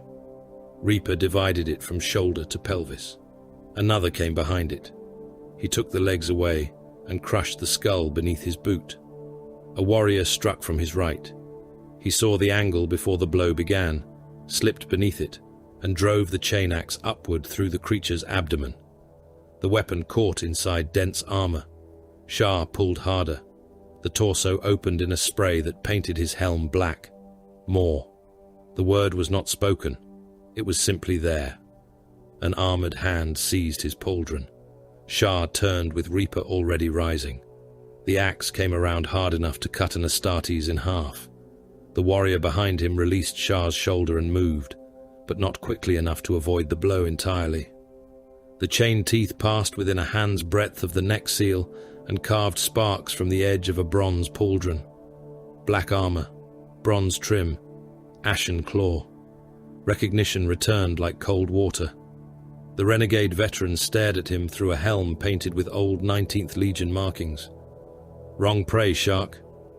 Shah stopped Reaper. The ashen claw pointed toward the east. Through smoke and moving organisms, the outlines of stormbirds were descending at last. The renegades arrived into catastrophe. Their landing corridor no longer existed. The Carcharodons had pushed almost a kilometer beyond the planned contact line, leaving isolated squads among overlapping Tyrannid broods. Nev saw it from his descending command craft and understood immediately what had happened. Carcharodon positions no longer resembled a formation. They resembled separate wounds in the swarm, each surrounded by bodies and still cutting deeper. "They've gone blind," one Ashen Claw officer said over the command channel. Nev watched a devourer leap into a brood without support and disappear beneath it. "I can see that." The officer hesitated. "If we hold our corridor, the swarm consumes them. Pact remains unbroken." Nev's expression hardened. He could let the sharks die. No oath required him to rescue warriors who had abandoned the plan through their own savagery. Every dead Carcharodon reduced a future rival. Every lost relic weakened Tiberos's chapter. Piety had taught them how difficult the sharks were to kill. Draken was offering to do the work for him.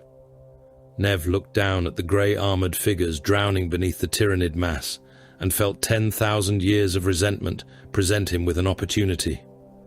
"Forward," he ordered. The ashen claws struck the swarm like a hammer. Grav weapons fired first, distortion fields crushing gaunts into the ground and forcing larger organisms to their knees as local gravity multiplied around them. Heavy. Flamers followed. Promethium rolled across the digestion plane in burning walls that stuck to chitin, flesh, and the oily surface of reclamation pools. Tyrannids emerged from the flames incandescent, limbs still moving while their organs cooked inside them. Bolter squads advanced behind the fire, shooting not at the largest concentrations, but at the organisms sealing routes back toward the planned extraction zone. "Cut corridors," Nev ordered. "Do not chase kills. Drag the mongrels out if you must." Ashen Claws pushed through with brutal discipline. One found Carter still hammering at corpses and struck him across the helm with the butt of his bolter. The Carcharodon turned on him. "Walk," the renegade said. Carter raised a bloody fist. The Ashen Claw leveled the bolter at his face. "Or I will ventilate your skull and tell your master the bugs did it." Something in Carter's posture changed. He followed. Others could not be reasoned with. One Void brother had suffered a broken leg beneath the knee and was still trying to crawl toward the swarm with a combat knife clenched in one hand. Ashen Claw veteran Darren caught him beneath the arms and began dragging him backward. A Tyrannid warrior came from the smoke and struck before Darren could turn. Its bone blade entered at his hip, tore upward through the lower edge of his breastplate, and emerged near the opposite shoulder. The Ashen Claw's body opened inside the armor. Blood burst from every damaged seal. For a moment, Darren remained standing with the warrior's limb buried through him. He fired his bolt pistol twice into its face. The third shot detonated inside the mouth and blew fragments of skull from the back of the creature's head. Darren collapsed over the Carcharodon he had been saving, his torso folded around the wound. The injured Void Brother looked at the corpse, then toward the retreat line. He dragged himself in that direction. Another Ashen Claw lost his left arm to a Carnifex scything limb. The blow removed pauldron, arm and part of the rib plating in one stroke. He staggered, but did not fall. His bolt pistol remained in his right hand. He fired into the beast's face while backing toward the evacuation route, each round bursting against armor or vanishing into the mouth. The Carnifex charged. The Ashen Claw emptied the magazine. The slide locked open. He looked at the useless weapon once and threw it at the creature. The Carnifex's forelimb descended. The warrior vanished beneath it. Ceramite shattered. His body burst across the ground in fragments of armor, blood, and organs. The Carnifex lifted its foot and moved on, leaving only a crater filled with red pulp and broken black plate. Nev watched the deaths without changing the order. Corridors remain open. By the time Shah reached the casualty line, the Blindness had taken more than a dozen warriors to differing degrees. Some stood trembling, chainswords still running, heads turning toward every movement, as though the enemy might emerge from their own allies. Others were quieter, staring at their blood-coated hands. Chaplains moved among them, with crozius hafts and restraint chains. Officers physically seized warriors who tried to return to the fighting. Shah allowed 2 Red Brethren to take Carter from him when the Devourer began growling through his grill at the sound of distant gunfire. Takahurangi came through the smoke with his staff raised. The psychic effort visibly hurt him. The shadow in the warp pressed against every thought, filling the air with the pressure of innumerable alien minds. T did not attempt to dominate the affected Carcharodons as if they were puppets. He entered their rage and gave it shape. Old exile cant moved through the squad vox, fragments of ritual remembered from void hunts, names of dead brothers, commands repeated in the cadence drilled into them across centuries. Know the prey, know the self. The hunger is a blade. The hand holds the blade. Some warriors responded. Their breathing slowed. Others fought the restraint chains until armor servos screamed. One bit through the inside of his own mouth, hard enough for blood to pour from his grill. Tay touched the warrior's helm and held him there while the Carcharodon thrashed. "Return," the pale nomad said. "Return, Void Brother." The warrior did not. "Mark him," T ordered. A chaplain placed a judgment rune on the warrior's armor. If he survived, the chapter would decide what remained of him. Nev found Tyberos near the ruined landing zone, while the withdrawal continued. The Shade Lord had fought little during the failed advance. He had remained where the command structure could still function, killing only what reached him. Hunger and Slake were dark with Tyrannid blood. Nev approached without ceremony. "Discipline," he said. Tyberos looked toward him. Nev pointed across the field, where Ashen Claws were still dragging Carcharodons through burning corridors. "That is what you call it, is it not? Your silence, your little hunting rights, your careful kills. Then enough blood touches the ground, and half your warriors become animals." Tyberos's response came quietly. "A flaw." Nev barked a humorless laugh. "A flaw. Yes. You say it as though discussing a damaged engine. Every weapon has a failure state." Nev stepped closer. "And a commander plans around it?" "Yes." The answer struck harder than an insult. Nev looked toward the Ashen Claws, dying in the distance to contain that failure. "We are part of the plan." Tyberos did not answer immediately. Nev's voice lowered. Your ammunition runs out. You come to us. Your ships break. You come to us. Your gene lines thin. You bargain. Your warriors lose themselves in blood, and now mine drag them out before they drown in it. He looked at Hunger and Slake, then back at the Shade Lord. How much of your survival is still yours? Tyberos remained motionless. That silence was different from the ones Nev hated. It was not contempt. It was calculation ending at an answer neither leader wished spoken aloud. Enough, Tyberos said. Nev's mouth twisted. For now. The Tyranids attacked the casualty collection point before the argument could continue. Gaunts poured through a drainage trench believed cleared, followed by warriors using the lower organisms as living cover. Wounded Astartes rose from stretchers. Apothecaries abandoned surgery and drew weapons. One Carcharodon, whose left leg had been severed above the knee, shoved himself upright behind a broken section of hab wall and pulled a heavy bolter into his lap. The weapon had been stripped from a dead support marine and was not intended to be fired from that position. He braced it against rubble and opened fire anyway. Shells tore the trench apart. Gaunts burst into fragments. Warriors lost limbs and fell beneath the advance behind them. The Carcharodon fired until the belt emptied. "Reload!" an Ashen Claw shouted.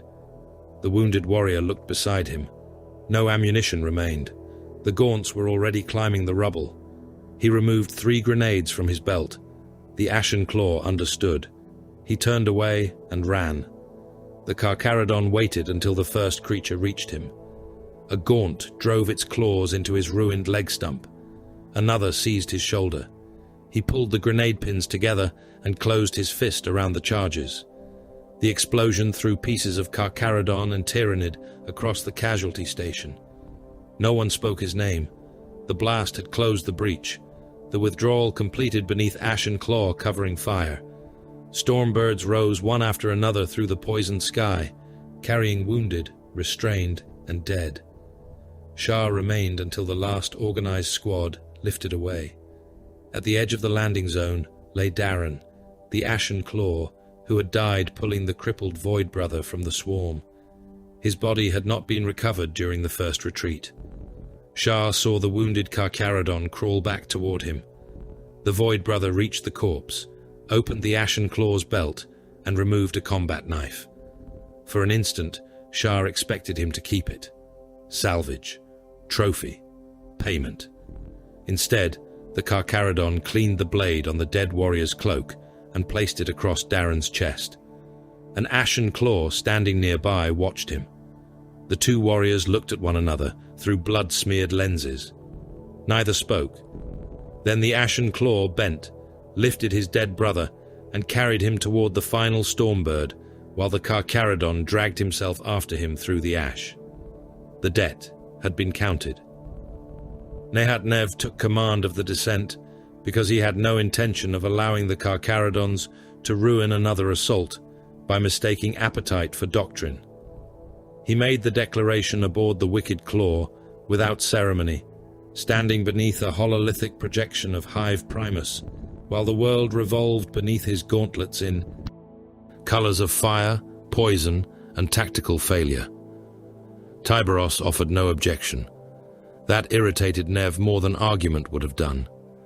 The Shade Lord merely listened, while the Ashen Claw warlord divided the operation into the old sequence his brothers had practiced since their exile was young: bombardment to blind the enemy, atmospheric penetration before the enemy could recover, simultaneous insertion against separate strongpoints, immediate destruction of anything capable of killing reinforcement craft, then weight driven through the breaches until the defenders ceased possessing a coherent front. "You do not chase," Nev told the Carcharodon officers gathered around him. "You do not indulge your hunger. You do not decide the prey looks vulnerable and invent a new war halfway to the ground." Baal Shah stared at him with corpse-black eyes and gave the only answer Nev expected. "Understood." Nev smiled without warmth. "See that you do." The attack began with orbit striking the planet hard enough to make continents tremble. Ashen Claw escorts descended into the upper atmosphere and fired against coordinates plotted from surviving reconnaissance returns. Macro shells fell through cloud and struck capillary forests, anti-air broods, and living artillery nests around Hive Primus. The Wicked Claw remained higher, its ancient guns firing measured salvos into the digestion zone rather than wasting munitions on the swarm itself. Every impact threw thousands of organisms into the air, yet numbers were not the target. Corridors were. The bombardment carved fire lanes through biological growths, shattered ridges from which Tyrannid guns commanded the approaches, and burned temporary wounds into the planetary organism that Draken was becoming. The Gloam Maw responded immediately. Spore clouds rose from the surface. Winged organisms climbed through the smoke. Bioartillery began vomiting corrosive projectiles toward the descending aircraft. Nev watched the first Stormbird formation enter the storm and said, "Now, the real work begins." The gunships came through hell with engines at maximum burn. Their pilots did not descend in neat Imperial formations. They twisted through one another's wake, using burning wreckage and the towers of Hive Primus as momentary cover, while defensive guns hammered the air around them. Tyrannid spores burst against armored prows in explosions of mucus, acidic fluid, and chitin shards. Gargoyles struck windscreens and hull plates by the score. Some were pulverized instantly. Others clung with talons until the slipstream tore them free. One Stormbird flew directly into a swarm so dense that its forward turbines swallowed entire organisms. The engines screamed as bones and flesh entered the blades. Shredded Tyrannid matter sprayed from the exhaust in burning ropes. The craft remained airborne. The next did not. A bioplasma discharge caught it beneath the port wing. Armor vanished in a green-white flash. The Stormbird rolled, its side opening from cockpit to troop bay, and black-armored Ashen Claws were hurled into the sky amid pieces of their own aircraft. The wounded gunship struck the digestion plane at full velocity. Its reactor ruptured beneath the swarm. A dome of fire climbed hundreds of meters into the atmosphere, erasing the assault force within and reducing thousands of Tyrannids to expanding vapor. Nev watched the casualty icon die. Maintain descent. No one asked whether survivors could be recovered. There were none. Dreadclaws followed through the paths the Stormbirds purchased. The ancient assault craft fell like iron meteors, blackened hulls wrapped in atmospheric fire. They struck the outer synapse complex hard enough to bury their lower sections in living ground. Armor petals opened while the hulls still glowed. Ashen Claws emerged firing. The first bolter volley caught a brood of Genestealers rushing across the landing site and burst them against a wall of pulsating tissue. Chitin fragments slapped across black armor. A heavy flamer fired into a tide of rippers boiling from a drainage cavity, and the little organisms became a writhing carpet of flame before collapsing into oily black slurry. The Ashen Claws advanced through it without slowing. Chain axes met the next brood at arm's length. Teeth screamed against exoskeleton. Limbs spun through the air. A veteran buried his weapon in a warrior's thorax, held the trigger down until the chain chewed through spine. And ribs, then planted one boot against the collapsing creature and ripped the axe free in a sheet of steaming organs. Within minutes, severed talons and shattered chitin accumulated around the Dreadclaws, deep enough to cover the warrior's boots. The landing zones existed because men stood in them and refused to die. Ashen Claw squads formed hard circles around each assault craft, while additional Stormbirds came down through the surviving aerial swarms. The Renegades did not charge away from their objectives. They killed whatever approached and preserved the ground behind them. Surface-to-air organisms received priority. Melter fire burned through the swollen torsos of living gun beasts. Plasma weapons opened glowing holes through carapaces. Heavy bolters broke winged creatures into pieces before they could descend on the reinforcement craft. Every secured zone became an iron nail driven into the digestion plane. Every nail allowed another formation to land. While the Ashen claws made themselves impossible to ignore, Baal Shah went underground. The old maintenance catacombs beneath Hive Primus should have been dead. Instead, they breathed. Tyrannid growth had entered through fractures in foundations and spread along abandoned transit arteries until steel passages were wrapped in veined membranes. Shah moved through them with 7 Carcharodons and 2 Ashen Claw guides, all running dark. No external vox, no active lumen. Helm displays reconstructed the tunnels through thermal returns and passive Auspex echoes. Reaper remained silent across Shah's back. The old tactic was obvious enough that Nev had mocked him when he proposed it. One claw exposed itself. The other entered where the enemy was not looking. The Carcharodons had used variations of the same principle for centuries, but the origin belonged to warriors much older than their chapter's exile. Shah found no shame in borrowing a weapon that worked. The first Tyrannid sentry organism died without a shot. Shah seized its cranial crest from behind and drove a combat blade through the softer tissue beneath the jaw until the point entered the brain.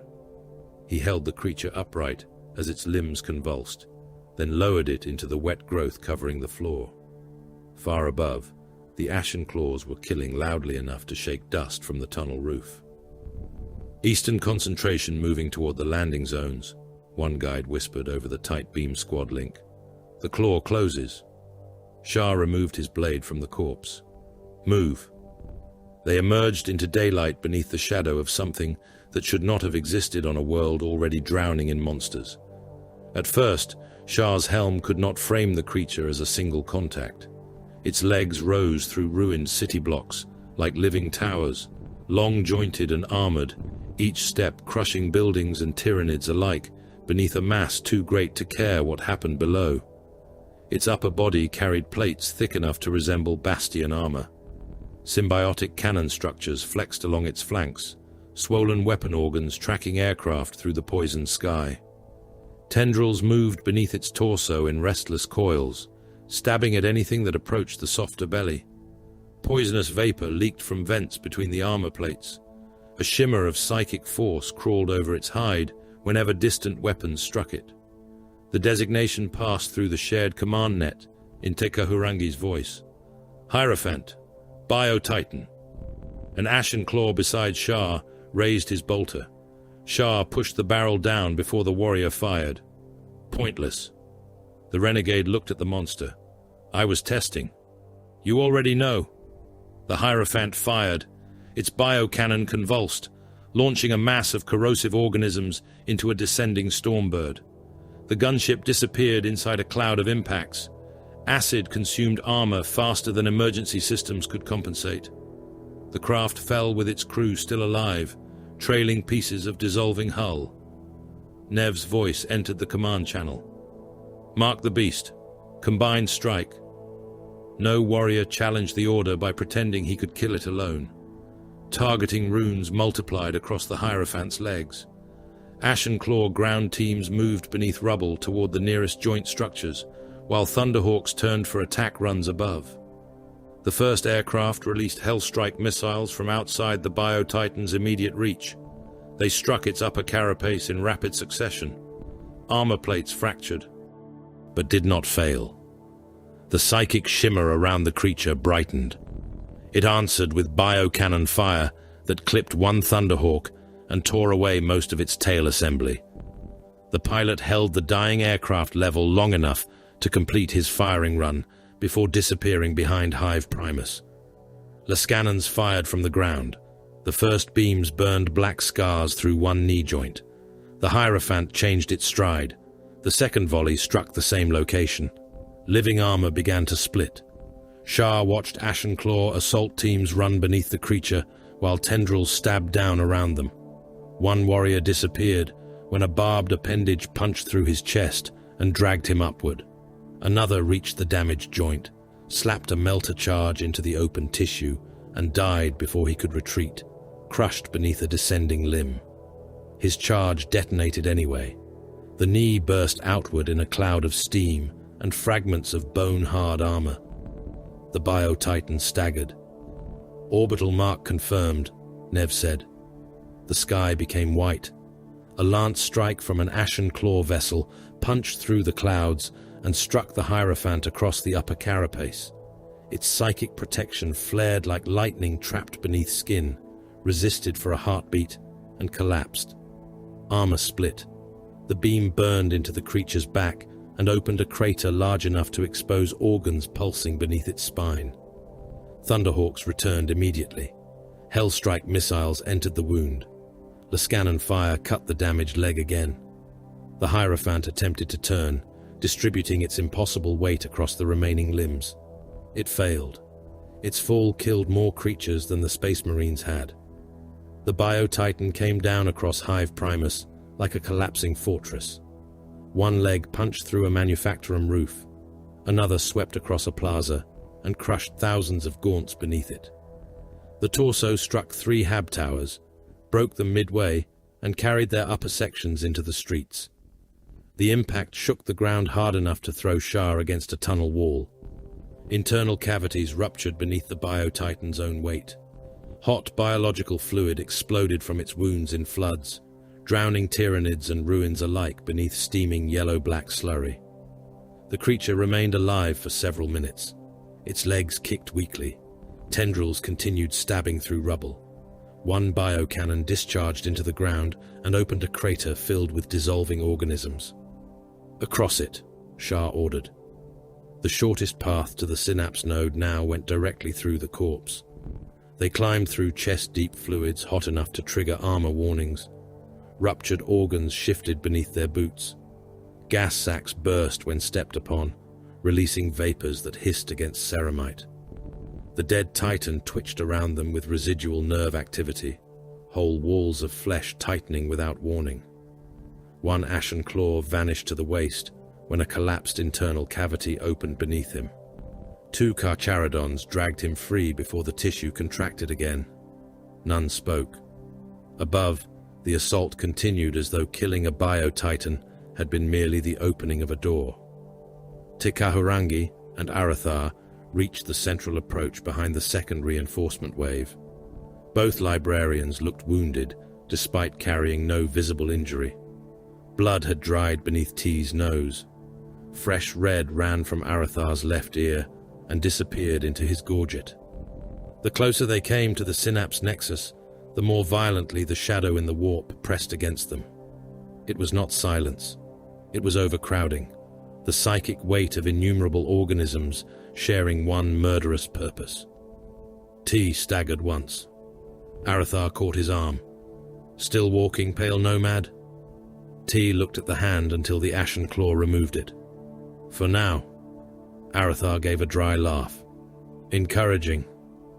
They did not attempt to destroy the swarm with psychic force. Instead, they attacked the coordination binding it. T closed his eyes and drove the butt of his staff against the ground. Arathar spoke old words beneath his breath, his voice becoming strained as warp pressure gathered around them. The air tasted of metal. Shah's helm filled with static. For one instant, the noise inside the Carcharodons' minds receded. "Now!"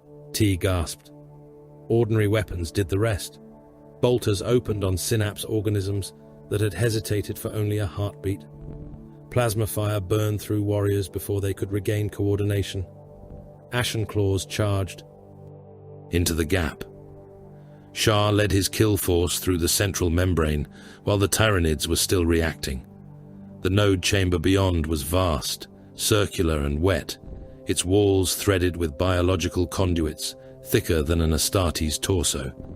At its center rose a pulsing synaptic mass, protected by Tyrant Guard. The first guard hit them before the formation could spread. It drove a blade completely through Void Brother Raka's abdomen and out between the armor plates of his back. Raka looked down at the alien limb protruding from him, raised his bolter, and emptied the weapon directly into the creature's face. The explosions reduced half its skull to fragments. It still did not fall. Raka pushed himself farther onto the blade to bring the muzzle closer and fired the final round through its remaining eye. The Tyrant Guard collapsed, dragging him down with it. Shah met the second with Reaper. The chain axe struck shoulder armor and screamed without penetrating. The creature hit him hard enough to crack his breastplate against the wall. Before it could finish him, an Ashen Claw veteran launched himself into its side. The guard's talons swept across the renegade's head. His helm vanished. So did half his jaw. Teeth, blood and pieces of tongue sprayed across Shah's armor. The Ashen Claw remained conscious. He wrapped both arms around the creature's weapon limb and dragged it downward, blood pouring from the ruin of his face. "Kill it," he tried to say. The words emerged as a wet animal sound. Shah understood. Reaper entered beneath the tyrant guard's neck. The relic chain axe bit, caught, and then accelerated through flesh. Shah forced it deeper with both hands. Chitin fractured. The blade crossed the spinal column. The creature's head came away amid a fountain of dark blood that struck the ceiling. The wounded Ashen Claw collapsed beside it. Shah did not check whether he lived. Charges. Melter bombs and demolition packs were pressed against the node's biological arteries, while surviving warriors formed a firing circle around the engineers. The chamber convulsed, as though understanding what they intended. Gaunts began pouring through every opening. Tay and Arathar entered behind them, both bleeding openly now. "Set!" an Ashen Claw called. Shah looked across the chamber.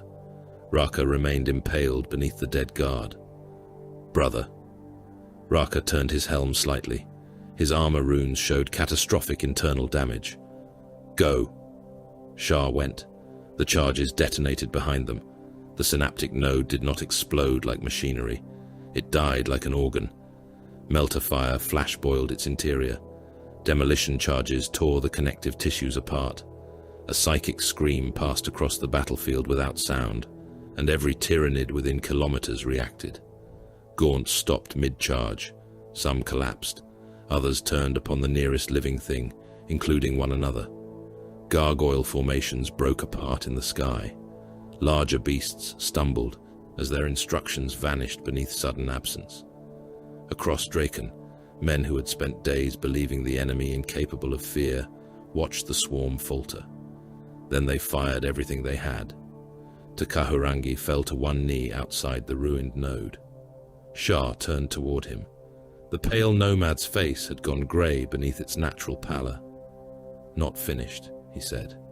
Shah looked toward the broken battlefield. "The network is severed." "Here." Tay raised his eyes toward the poisoned heavens. Arathar understood first. "It is withdrawing. Not toward another planetary node, not into the crust. Upward." Above Hive Primus hung the greatest bioship of the Gloam Maw, immense enough to be visible through breaks in the cloud as a moving darkness among the stars. The surviving synaptic pressure was gathering there, retreating toward the intelligence that had directed the feeding mass from orbit. Shah watched it in silence. They had cut one claw from the beast. To kill it, they would have to enter its mouth. Nehatnev entered the Nikor without lowering his head. The Carcharodon flagship received him in the manner of a predator, permitting another predator into its den, without welcome, without ceremony, and with weapons hidden only because drawing them openly would have been redundant. The boarding galleries were almost entirely dark. What illumination existed came from red lumen strips sunk into the deck and the phosphor glow of ancient control runes painted along bulkheads older than many imperial dynasties. Chapter serfs moved aside when Nev and his escort passed, lowering their eyes but not kneeling. Grey-armored Carcharodons stood at intersections and armory doors, silent behind blank helms, bolters held across their chests. Nev could feel their attention following him. Weeks earlier, it had carried contempt. Now, it carried calculation. They remembered the Ashen Claws pulling their warriors from the digestion fields below Hive Primus. They remembered black and bronze armor dying to recover grey bodies lost to the Blindness. They remembered the wicked claw breaking the Gloam Maw's escort shoals, while Carcharodon ships bled as bait. Nothing about that erased 10,000 years of grievance, theft, and mutual disgust. It merely changed the arithmetic. Nev walked through them as a warlord among warriors, rather than a renegade trespassing aboard an Imperial vessel, and not one Void brother challenged him with the word traitor. The armorium of the Red Brethren lay deep inside the Nicor, behind doors thick enough to withstand internal bombardment. Nev entered to the sound of machinery chewing slowly through metal. Tyberos stood at the center of the chamber, while armor serfs worked around him on raised gantries. Sections of his tactical dreadnought plate had been opened for repair, exposing bundles of fiber muscle, cabling, and reinforced interface sockets beneath. Hunger and Slake had been removed from his arms and rested separately upon shrine cradles. The sight stopped Nev more effectively than any weapon. Servitors cleaned Tyrannid residue from the chain mechanisms with hooked picks and solvent jets. Blackened teeth were inspected one at a time. One artificer used a magnifying auspex to study a fracture no wider than a hair along the housing of Hunger's inner mechanism, then made a sign of frustration when the cogitator failed to identify the material composition. Another serf replaced a damaged power coupling using a component shaved by hand until its dimensions matched tolerances that belonged to an age when the Imperium still understood how half its weapons were made. Nev watched the work in silence. The gauntlets had been Ashen Claw relics before they had become Tyberos's weapons. Their survival irritated him almost as much as their loss. A thing forgotten could become history. A thing stolen and still used remained an insult. Tyberos turned his helm toward him. "You came." Nev looked from him to the weapons. "I could demand them again." "You could." Nev's eyes narrowed. "And if I did?" "War." For several seconds the Ashen Claw warlord simply stared at him. Then he laughed, low and genuine, the sound echoing through an armorium where almost nothing else possessed humor. "There, at last. The first honest diplomatic answer you have given me." He stepped closer to the cradles, but did not touch either relic. "Keep them through this battle, Shark. Afterward, we may discover whether honesty improves your chances of surviving the conversation." Tyberos offered no reply.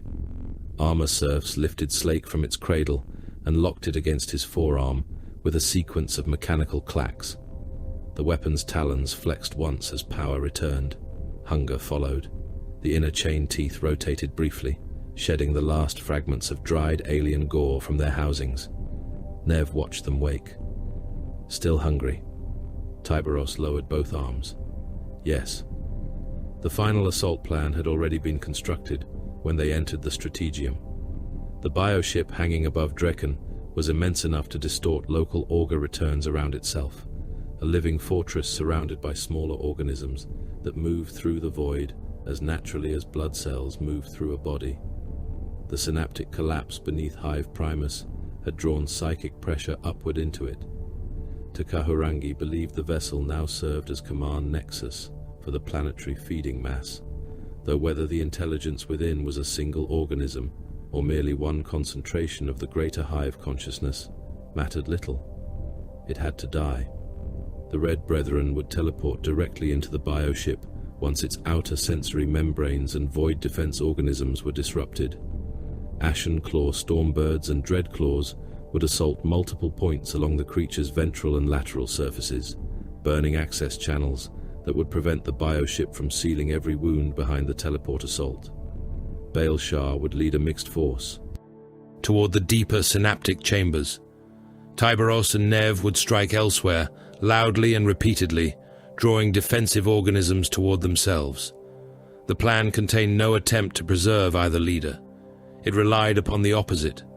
The more dangerous they appeared, the more of the hive ship's strength would turn toward them. Nev studied the approach lanes. Equal burden. Tyberos looked at him. "That surprises you?" Nev asked. "No." "Good. I would hate to think you had finally mistaken necessity for friendship." The attack began before either returned to his own vessel.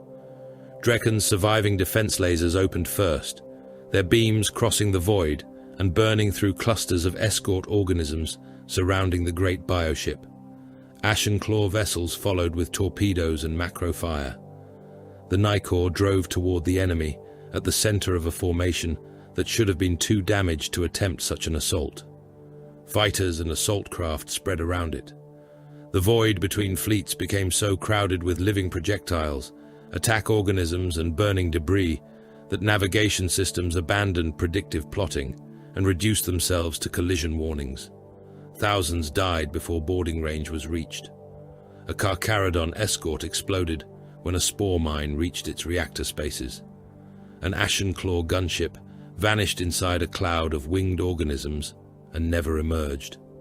A human troop transport carrying replacement crews for Helix Crown took a bioplasma strike along the dorsal spine. The weapon cut through the vessel from prow to stern. Armor opened. Internal decks separated from one another. Atmosphere erupted outward, carrying machinery, bodies, and entire sections of habitation space. Men still strapped into acceleration couches spun into vacuum by the hundred. Others were sucked through breaches feet first, arms clawing at nothing, while air tore the screams from their lungs. One compartment broke completely free, rotating slowly with thousands still inside as pressure failed around them. None of the assault formations altered course. The Nicor entered the bioship's shadow under continuous fire. Its void shields flickered green-white, collapsed, returned, and collapsed again. Boarding organisms struck its hull and were burned away by defense turrets before they could burrow through. The teleportarium received a firing solution from Tekahurangi through a psychic storm that left 3 mortal operators unconscious and 1 bleeding from both eyes. Red Brethren stood upon the platform around Tiberos. There were no speeches. There was no invocation of victory. The Carcharodons checked ammunition, weapon status, and target runes. Tiberos's voice entered their private channel. Synapse, movement, depth. 3 words, 3 priorities. The teleportarium discharged. White light swallowed them. Tiberos arrived inside flesh. The chamber was already full of Tyranids. Terminator plate materialized among gaunts, warriors and organisms whose bodies had grown directly from the walls, as if the ship had armed itself from its own organs. Teleport shock burst smaller creatures apart at the point of insertion. The Red Brethren began firing before the light faded. Storm bolters hammered at arm's length. Mass reactive shells tore through chitin and detonated inside packed torsos. One warrior took 4 impacts across the chest and opened backward in a fan of organs. A Terminator caught a gaunt beneath one boot and crushed it flat while turning his storm bolter toward a second target. Another drove a power fist into a warrior's rib structure and continued pushing until armor, flesh, and spine collapsed around the gauntlet. Lightning claws cut through creatures pressing from the walls, stripping limbs and carapace into wet ribbons that slapped across the pulsing deck. Tiberos moved at their center, with no trace of the blindness that had taken lesser brothers. Hunger struck first, not at the largest target, but at the supporting limb of a warrior, blocking the narrowest passage. The gauntlet's talons closed, chain teeth engaged. The limb came away below the shoulder in a spray of shredded muscle. The creature collapsed sideways, obstructing 2 gaunts behind it. Slake entered through the exposed neck and severed the spinal column. Tiberos stepped over the dying organism without finishing it. A synapse beast emerged behind the next rank. He ignored the smaller creatures entirely. One gaunt clawed at his thigh plate while another struck his side. Neither mattered. He seized the synapse organism by the jaw with hunger, forced its head upward, and drove Slake into the softer tissue beneath the skull. The chain mechanism screamed. Bone fragments sprayed across his breastplate. The lesser organisms around it faltered. The Red Brethren killed them before they recovered. Every movement solved a problem. When a wall organism extruded barbed limbs into the corridor, Tiberos cut the anchoring tendons rather than hacking at the hardened extremities. When a warrior shielded its brood behind frontal carapace, he opened the knee and let another Terminator destroy the exposed thorax. When a wounded gaunt crawled behind him with half its abdomen missing, he did not turn. It was no longer relevant. The red wake was terrible, not because he lost himself to killing, but because he did not. Rage wasted motion. Hunger could be measured. The ashen claws entered elsewhere with enough noise to make the bioship convulse. Dread claws burned tunnels through outer membranes using melter cutters and shaped charges, opening wounds that the living vessel immediately tried to close. Stormbirds clamped to exposed sensory pits and disgorged squads directly into biological corridors. Nev came through the largest breach beneath a rain of coagulating blood. "Forward!" he roared, and the ashen claws answered with weapon fire and old curses that would have meant nothing to warriors born after the legions divided. Bolters thundered. Volkite beams burned organisms into blackened husks. Chain axes tore through living walls when passages contracted around them. One ashen claw hacked an opening large enough for 3 warriors to pass, then vanished beneath a swarm of rippers spilling from the wound. His brothers burned everything around him with a heavy flamer. When the fire cleared, little remained except fragments of black armor inside a sheet of cooked flesh. Nev fought personally because command from safety had never been his kind of sovereignty. A warrior lunged from a vertical membrane and struck at his head. He caught its upper limb beneath one arm, drew a power blade across the elbow joint, and drove his shoulder into the creature's torso, hard enough to break it against the wall. Another organism came behind it. Nev fired his combi bolter through the first corpse and into the second, explosive rounds bursting both bodies together. "Not so different from sharks," one of his veterans said over the squad channel. Nev kicked a dead gaunt away from his boot. "Do not insult us while I am busy." The interior routes shifted as the bioship reacted. Membranes sealed behind squads. Muscular tunnels narrowed. Some passages flooded with corrosive fluids that smoked against ceramite. The ashen claws answered by burning new paths rather than following the ones provided. This was what they had survived by learning. Every battlefield possessed an interface between one form of war and another, and interfaces could be broken. Melter charges opened chambers never intended as corridors. Explosives ruptured biological valves and released internal pressure through the wrong organs. Entire sections of the hive vessel spasmed as boarding parties cut through tissue that functioned simultaneously as wall, artery, and machine. The Carcharodons and Ashen Claws converged inside a chamber large enough to hold an imperial cathedral. Its ceiling vanished into folds of dark tissue. Veined columns supported membranes that pulsed in rhythm with something deeper in the ship. At the center waited a hive tyrant. It was enormous even by the standards of its kind, armored in plates layered like the hull of a living tank. Its crown reached above the heads of the Terminators surrounding it. One upper limb carried a bone sword long enough to cut a dreadnought from shoulder to waist. Another terminated in a weapon organism swollen with bioammunition. Tyrant guards stood around it in a crescent of armored bodies. The creature's psychic presence struck the chamber before its weapons did. Several mortal systems in the Astartes' armor flickered simultaneously. Helm displays blurred.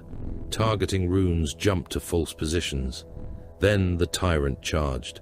Its first blow killed an Ashen Claw outright. The bone sword entered through the upper breastplate and passed out beneath the opposite arm, opening ceramite, ribs, and both hearts in the same stroke. The warrior remained impaled long enough for the tyrant to lift him from the deck. Then the creature flung the corpse into the Ashen Claw line. 3 men went down beneath their brother's body. A Red Brethren Terminator struck from the flank with a power fist. The blow fractured one armor plate, but failed to penetrate fully. The tyrant's lower talon caught the Terminator around the waist and hurled him into a column. The impact cracked the living support and shattered part of the warrior's backpack assembly. "Legs," Nev ordered. His warriors concentrated fire. Plasma struck the tyrant's left knee. Bolters hammered the same location. A melter beam crossed the chamber and burned through the outer plate, but the creature remained upright.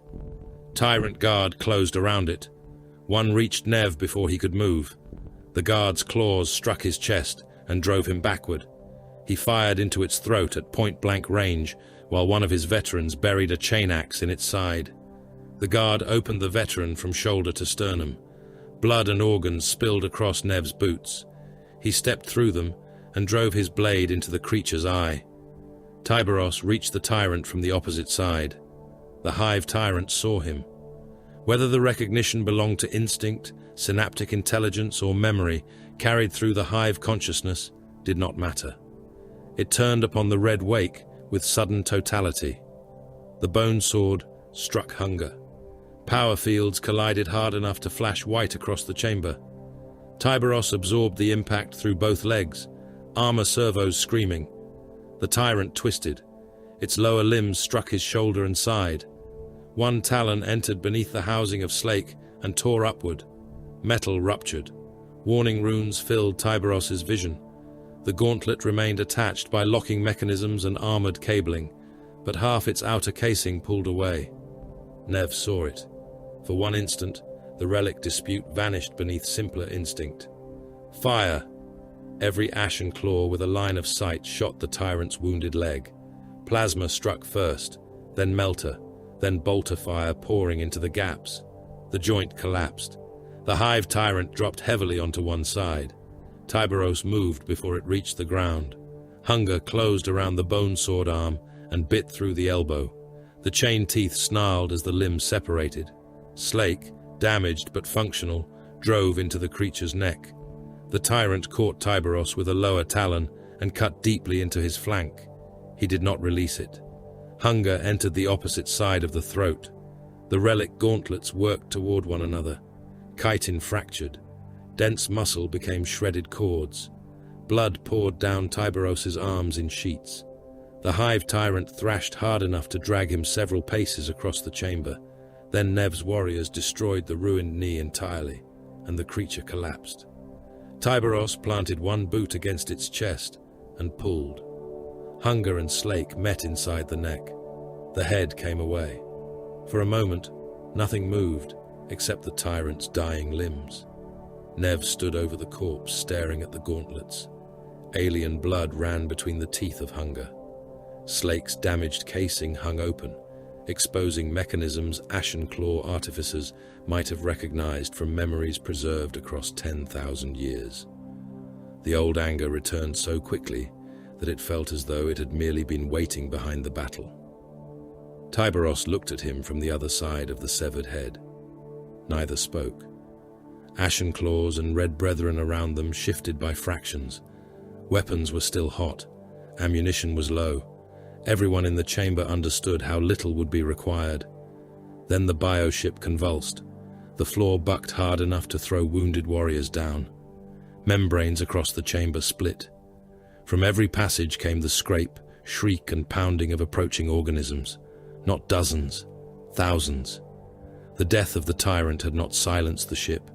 It had enraged whatever remained deeper within it. Nev looked once more at Hunger and Slake. Then he turned away. Later. Tyberos flexed the damaged gauntlet. Its chain teeth spun. Later. The Ashen Claws formed on one side of the chamber. The Carcharodons formed on the other. Between them lay the mutilated hive tyrant and 10,000 years of unfinished blood debt. Around them, the living ship began to fill with teeth. The hive ship tried to digest them alive. There was no clearer way to understand what happened after the death of the hive tyrant. The corridors around the joint boarding force ceased behaving like passages and began behaving like organs under attack. Muscular floors contracted beneath armored boots, with enough force to throw wounded warriors from their feet. Walls that had hung slack and bleeding moments earlier swelled inward, squeezing corridors until Terminator plates scraped through wet tissue, and Ashen Claws were forced to cut themselves free with chain blades. Vents opened overhead and exhaled yellow clouds that pattered against ceramite like greasy rain. Shah's armor identified fungal spores, digestive enzymes, neurotoxins, and biological compounds for which the suit possessed no name. Every warning rune on his display seemed to become crimson at once. Behind him, an Ashen claw, whose helm seal had been damaged during the fight with the tyrant, inhaled once before his secondary filter closed. His breathing changed immediately. He coughed hard enough to spray blood across the inside of his lenses, staggered against the living wall, and drove a combat blade into his own thigh, while his apothecary forced an injector through an armor port. The warrior remained standing. Farther ahead, a passage split open and disgorged a sheet of translucent acid deep enough to cover Shah's boots. It ate smoking pits into the deck organism and hissed across damaged ceramite. "Higher ground," Shah ordered. There was no true higher ground. The Carcharodons and Ashen claws climbed a ridge of hardened cartilage while the living corridor flooded around them, and through the murky fluid floated the remains of Tyranids killed in earlier fighting, their flesh already dissolving back into the body that had birthed them. Their armor was no longer merely warplate. It had become the final membrane separating each warrior from an environment designed to reduce everything inside it to useful matter. Filters screamed beneath the load. Seal integrity runes flickered. Internal pressure systems compensated for punctures opened by claws and bone blades. Apothecaries moved through the column with counter-agents clipped across their belts, injecting warriors whose blood chemistry had begun to change despite sealed suits. An Ashen claw with 3 deep rents across his abdomen stopped only long enough for his apothecary to pack the breaches with emergency sealant. The compound hardened over the wound, while blood continued to pool inside the armor beneath it. "Can you walk?" the apothecary asked. "Can you?" the warrior answered, then resumed firing. Another renegade had lost half his respirator grill and wrapped the front of his helm in a strip of reactive sealing membrane torn from a dead brother's repair kit. Shah's own suit reported contamination along the left gorget, where the pure strain had scored him during the fight for Helix Crown days earlier. The armor's internal systems flushed the area with sterilizing compounds until the skin beneath burned. He ignored it. Reaper hung heavy in his hands. Its motor had begun making a faint, irregular growl each time the chain accelerated, the sound of flesh packed somewhere inside the drive housing. There was no artificer to tend it. Shah used the edge of a dead warrior's carapace to scrape congealed tissue from the intake vents and continued deeper. They had penetrated kilometers into the organism before Teka Hurangi stopped them. No map existed in any meaningful sense. The bioship changed faster than their Auspex units could model it, contracting wounded arteries, sealing chambers, and creating new channels through pressure and growth. The pale nomad nevertheless knew where they were going, because the synaptic presence ahead had become impossible for him to mistake. He stood in a chamber shaped like the interior of a colossal ribcage, leaning upon his staff, while Arathar watched the passage behind them. Blood ran from beneath both of Tay's eyes. "The primary arteries converge ahead," he said. Shah looked toward the Carcharodon and Ashen claw survivors gathered around him. Fewer returned ident runes than had entered the ship. Some warriors had no runes at all, because their armor transmitters were dead, and Shah counted them by sight. "Extraction route?" Nev asked. T looked toward the Ashen claw warlord. His answer came slowly. "If we kill what lies ahead, this vessel may die.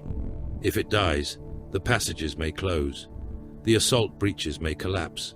The teleport lock may be lost completely." Nev wiped alien blood from his mouth grill with one thumb. "You make destruction sound inconvenient." Tay did not smile. "I am saying we may not leave." Tyberos had heard through the fractured command link. Static consumed half the signal before the Shade Lord's voice reached them from another arterial route. "Proceed." There was no speech about sacrifice, no invocation of the Void Father, no demand that anyone remember the dead. Every warrior had known the nature of the boarding action before his boots touched alien flesh. The Carcharodons checked weapons. The Ashen claws began laughing. Finally, one of Nev's veterans said, while removing demolition charges from a dead brother's harness. A plan with an honest ending. The hive ship sent everything it had remaining. Warriors came first, pushing through contracting passages in armored ranks, while genestealers flowed over walls and ceilings around them. Raveners erupted through the floor in showers of cartilage and gore, long bodies twisting between Astartes' legs as talons searched for the softer joints of power armor. Behind them came guardian forms bred with almost grotesque quantities of bone plating, creatures whose shoulders scraped both sides of the arteries as they advanced. Bolter fire became continuous thunder. At first, the warriors still selected targets. Shah saw range runes, armor gaps, and synaptic markers. Then the distance collapsed, and selection became irrelevant. Mass reactive shells vanished into a wall of moving flesh, so dense that missing one creature simply meant hitting the thing behind it. A genestealer reached an ashen claw and opened his left thigh to the bone, before a Carcharodon shot it through the spine. The shell detonated inside the creature and threw both halves in opposite directions. A Ravener erupted beneath another warrior, impaled him beneath the groin, and lifted him from the deck. The Ashen Claw emptied his bolt pistol downward while hanging on the talon, blowing fist-sized cavities through the creature's skull until both of them collapsed together. A guardian beast struck the line hard enough to throw two red brethren backward. A Terminator met it with a power fist. The first blow shattered one plate. The second entered the same fracture. The third collapsed the thorax so completely that fragments of rib and armor erupted through the creature's back. Shah's ammunition counter fell with every breath. 23, 19, 14. He did not consciously count the shells, yet his mind knew them the way it knew the weight of Reaper. 11, 8. A warrior charged through the bodies. He fired twice into its left knee and once into the throat. 5. An Ashen Claw beside him ejected an empty magazine and reached toward a dead Carcharodon without hesitation. The Void Brothers' spare magazine was taken, struck against the Renegade's breastplate to clear blood from the feed lips, and locked into a bolter that had been forged for another chapter. Nobody objected. "Last magazine," the Ashen Claw called. "Make it offensive." Shah's counter reached 0. He let the bolter fall against its sling and brought Reaper into both hands. Around him, other weapons emptied. Bolt pistols replaced bolters. Combat blades replaced pistols. Chainswords came alive. Power fists stopped being reserve weapons and became the front line. A plasma gunner in black and bronze fired until warning runes strobed across his weapon casing. The coils had gone almost white. "Cooling failure," another Ashen Claw voxed. "I know." The gunner looked toward the passage, where a mass of warriors was forcing itself over the corpses. Then stopped firing. "No." He locked the overload mechanism manually and stepped forward. The plasma weapon screamed in his hands. The Ashen Claw disappeared inside the approaching brood. Blue-white light filled the artery. The detonation tore half a dozen creatures apart, burned a crater through the living corridor, and reduced the warrior himself to fragments of molten armor embedded in the walls. The breach held. The dead became terrain. Tyrannid corpses accumulated until the surviving Astartes climbed over them to maintain the firing line. Gaunts lay 3 and 4 bodies deep beneath warrior carcasses. Severed arms shifted underfoot as residual nerves continued to contract. Human and alien blood mixed into a black-red slurry that reached the warrior's ankles and filled every depression in the floor. The Carcharodon's grey armor disappeared beneath. The Ashen Claw's black plate became glossy and wet. Shah stepped onto the rib cage of a dead guardian organism and felt it collapse beneath his weight, pushing internal organs through a wound in the abdomen in thick coils. Reaper struck again and stopped. The chain had finally clogged. Tyrannid tendon hung between the teeth in ropes dense enough to jam the drive. Shah disengaged the motor, drove one gauntleted hand into the mechanism, and tore out handfuls of shredded flesh. One strip refused to move. He hooked 2 fingers beneath it, pulled until it snapped free, and restarted the weapon. The chain screamed back to life. Beside him, an Ashen claw did the same with his chain axe, clearing fragments of chitin from the housing using the point of his combat knife. "Fine craftsmanship," the renegade said. Shah cut a gaunt in half. "Fight!" The Ashen claw laughed. "There he is." Tay and Arathar reached the synaptic heart, while the others held the artery behind them. It was not a heart in the anatomical sense. It was a convergence. Veined conduits entered the chamber from dozens of directions and disappeared into a structure half flesh, half nervous tissue, suspended beneath a swollen organ sac whose slow contractions sent visible waves through the walls. Psychic pressure became unbearable at the threshold. Shah's auto-senses distorted. Nev stumbled. One Ashen claw tore his own helm free because he believed something was crawling beneath it, then immediately began choking on spores until an apothecary forced the helmet back into place. T raised his staff. Arathar stood beside him and braced both hands around his own weapon. "We do not break it," Tay said. "We make it blind." Arathar's teeth were red. "For how long?" "Long enough." Neither librarian tried to dominate the hive mind. They would have been no more significant than sparks attempting to command a storm. Instead, they attacked the local junction binding the surrounding organisms to the greater will. Warp power entered the chamber, and the shadow answered. Lesser tyranids nearby simply died. Gaunts convulsed, skulls splitting along cranial seams as blood erupted from sensory pits. A warrior fell to its knees and clawed at its own head until talons ripped through bone. T screamed once, not from fear, but from the pressure passing through him. Blood poured from his nose and ears. Arathar's left eye burst beneath the psychic strain and ran down his face in a red-black trail. Still they held. The rupture lasted only seconds. It was enough. The guardian organisms faltered. Some turned in place. Others attacked the closest moving body without recognizing kin from prey. Shah and Nev went through them. Carcharodons and Ashen claws followed, not as separate chapters now, but as whatever remained capable of killing. Reaper opened the first guardian at the waist. Nev drove his blade through the sensory crown of the second.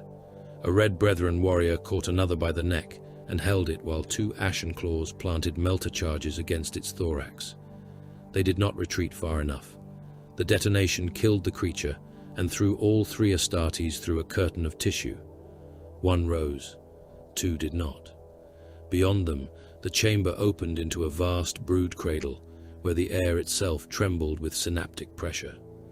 At its center, protected behind layers of specialized defensive flesh, lay the immense reproductive and command organism around which the local network had formed. It was not exposed. It was buried inside a living fortress of armor, feeder appendages and guardian organisms, a Norn matriarchal mass whose destruction by one warrior would have been impossible. Tyberos entered from the opposite artery with the surviving Red Brethren and did not attempt the impossible. "Open it," he said. Everything fired. The remaining melter weapons burned into one armor seam. Plasma struck the same place. Crack charges disappeared into the wound and detonated beneath the plates. Ashen claws climbed the defensive organism while it thrashed, hammering demolition charges into cavities opened by Carcharodon fire. Red Brethren seized limbs and broke them from joints so the weapons behind them could see. Nev lost his sword inside a guardian's chest and abandoned it rather than waste time retrieving it. Shah drove Reaper into the exposed defensive membrane and held the trigger until the relic's motor shrieked. The cut deepened. Tyberos reached it. Hunger entered one. Sighed. Slake entered the other. The powered teeth of both relics bit into the open tissue and tore outward. The membrane separated with a noise like wet canvas ripping across a cathedral. Beneath it lay the pulsing synaptic structure. "Charges," Tyberos said. Melter bombs went first, then demolition warheads. Spare plasma cells were packed around them and wired to overload. Warriors buried explosives inside flesh until the cavity resembled an armory swallowed by a beast. T staggered into the chamber, supported by Arathar, both librarians scarcely conscious. "Enough," he said. Nev looked at the explosives. "There is no such quantity." The swarm regained itself, the artery behind them filled with movement. Tyberos turned. "Withdraw." Nobody asked whether he was coming. The Red Wake stood alone at the mouth of the corridor, while the survivors began retreating toward the Ashen Claw breach. Hunger and Slake activated. The first Genestealer reached him and lost all 4 arms before its body struck his armor. A warrior followed. Tyberos severed its supporting leg, caught the falling skull with hunger, and crushed it against the wall. More came over it. The corridor disappeared behind talons, jaws, and chitin. Tyberos became a grey shape inside the mass, visible only when a power field flashed, or the chain teeth of his gauntlets threw blood across the walls. Shah stopped once. Tyberos's voice reached him through broken vox. "Go." Shah went. The Ashen Claw assault craft had burned a wound through the outer body of the ship and somehow kept it open. Pilots hovered beyond the membrane, while boarding teams fired back into the living passage. Survivors crossed one by one. Some dragged wounded brothers.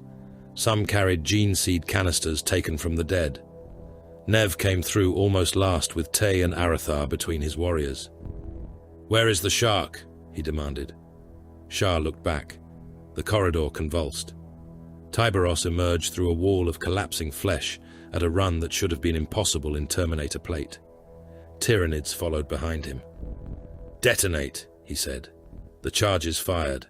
For an instant the hive ship became all pain. The synaptic chamber vanished in white heat. Melter weapons turned living structure into vapor. Plasma cells ruptured together. Demolition warheads opened the defensive cradle from within. Psychic death moved through the vessel faster than flame. Every wall contracted. Every artery spasmed. Chambers ruptured as biological pressure systems failed simultaneously. Tyranids attacking the escape route collapsed or began tearing at one another. Vast portions of the organism started digesting themselves as control systems failed, and enzyme reservoirs emptied into tissues never meant to receive them. Tyberos crossed the breach. The last Stormbird tore free. Behind it, the great bioship folded inward upon itself. From Drekken, men looked upward and saw a second meteor storm. Kilometers of burning organic armor entered the atmosphere, trailing blood, vapor, and incandescent tissue. Great fragments broke apart before reaching the surface. Smaller pieces struck the world among the ongoing war, smashing into planes already covered in Tyranid dead. Across Drekken, the Gloam Maw faltered.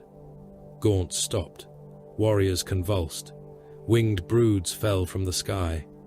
For the first time since the beast had come to Drekken, billions of human soldiers saw the enemy hesitate at once. Then the guns of the dying world began firing. Drekken survived, although survival had become a word stripped of victory. From high orbit, the world looked diseased. Ash veiled half its continents beneath a permanent grey pall, and storms carried soot from one burning hive cluster to another, until daylight reached the ground as a dim red glow. 3 oceans had changed color, where Tyranid feeder organisms, ruptured digestion reservoirs, and the remains of slain bioships had fallen into them. Along the equatorial continent, the lower atmosphere shimmered with toxins released from dead capillary structures, decomposing beneath orbital fire.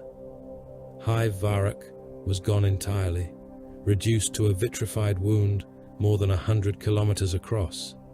Hive Primus remained standing only because its central spires had been too massive to collapse when the surrounding districts died. Everything around them was ruin. Hab towers leaned against one another like corpses too crowded to fall. Transit lines vanished beneath drifts of ash and bodies. Defense trenches had become open graves stretching beyond the horizon. The Administratum's surviving cogitators attempted to count the dead and failed. Several billion were confirmed killed. Several billion more were missing within districts from which no coherent signal remained. Millions had been taken alive into reclamation zones and no longer existed in a form that could be buried. Draken had escaped consumption only after allowing half its flesh to be torn away. No triumphal bells rang. No banners climbed the surviving spires. Men who had watched the sky split open and rain monsters upon them understood that victory was merely the condition in which something remained capable of mourning. The killing continued because the Carcharodons did not trust anything that still moved. PDF formations swept the lower hives behind flame tanks and demolition crews. Every tunnel was treated as contaminated until proved otherwise. Every sewer grate was opened at weapon point. Every sealed habitation block was searched for brood markings, mutation, or the thick biological secretions that betrayed genestealer nests. Entire districts surrendered when loyalist troops arrived, only to be marched into cordoned plazas, while medici teams and sanctioned psychers inspected the inhabitants one line at a time. Those who showed obvious contamination died immediately.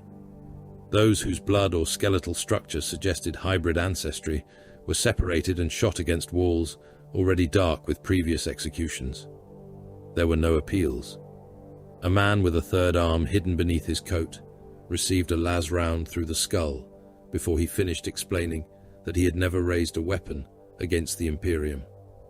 A family line carrying subtle cranial deformation was removed from a refugee column and destroyed because no commander wished to discover 10 years later that mercy had preserved another patriarch. The Ashen claws were no gentler. Their pledged auxiliaries burned entire underhive warrens after discovering brood sigils beneath the floor. Carcharodon kill teams went farther. They entered districts where Auspex had detected movement beneath rubble and emerged hours later with blades blackened, leaving nothing alive behind them. Liberation was a word for worlds where innocence could still be separated cleanly from infection. Draken had passed beyond such distinctions. Baal Shah walked through the remains of Hive Primus, while mortals burned the dead. Pyres occupied plazas large enough to have once held regimental musters. Bodies were stacked by the thousand, sprayed with promethium, and fired until the air became greasy with human smoke. Tyrannid corpses were burned separately because their fluids reacted unpredictably with heat, bursting sacks and spraying corrosive matter across the crews tending the fires. Shah paid little attention to either. His helm display carried another accounting. Third Company had entered Draken understrength and would leave it smaller. The names of dead Void Brothers occupied several pages of the company ledger. Recovered progenoids had been sealed into stasis coffers aboard the White Maw, but not every gene seed had been found. Some warriors had died aboard bioships that no longer existed. Others had been consumed beneath swarms before apothecaries could reach them. One Red Brethren Terminator suit had been reduced to twisted fragments after the final boarding action. Another stood locked inside the Nikor's armorium because a shoulder assembly had cracked beyond any repair the fleet could perform, unaided. Slake had survived, though its torn outer housing required fabrication tolerances no Carcharodon artificer could guarantee. The Pale Hunter was gone. 2 escorts would never leave Draken. The Grey Harvest could translate only after its entire drive section had been rebuilt. More than 8,000 chapter serfs were dead across the fleet, lost to boarding actions, decompression, reactor failure, failed landings, and the endless anonymous labor of keeping ancient vessels alive while they were being torn apart. Shah looked over the casualty numbers as he walked and felt neither pride nor despair. The chapter had won. The chapter had paid. The chapter would pay again. The Ashen claws had counted a different kind of loss. Their dead were fewer than Draken's billions, and more valuable to the Renegades than any planetary population could understand. Ancient warriors who had carried their gene lines, through centuries of isolation, had died in the digestion fields. Stormbirds that had survived wars no living Imperial archivist remembered were gone. Dreadclaw assault craft had been abandoned inside the final hive ship when its synaptic heart died. The Knight's Talon reached Atargatis only after being gutted for components that could keep other vessels operational. Even the Wicked Claw bore fresh damage. Great sections of its starboard flank had been opened during the Void battle, and 3 macro battery housings remained blackened ruins when the battleship finally returned to the lost Eyrie. Servitors crawled across its hull like mites upon the corpse of some wounded god, cutting away metal too deformed to save. Ashen Claw artificers worked beside mortal laborers in shifts that never ended. Each damaged relic represented something more than repair cost. Some machines could be restored. Others had reached the final failure Nev had shown Shah beneath the lost Eyrie. When those died, there would be no replacement.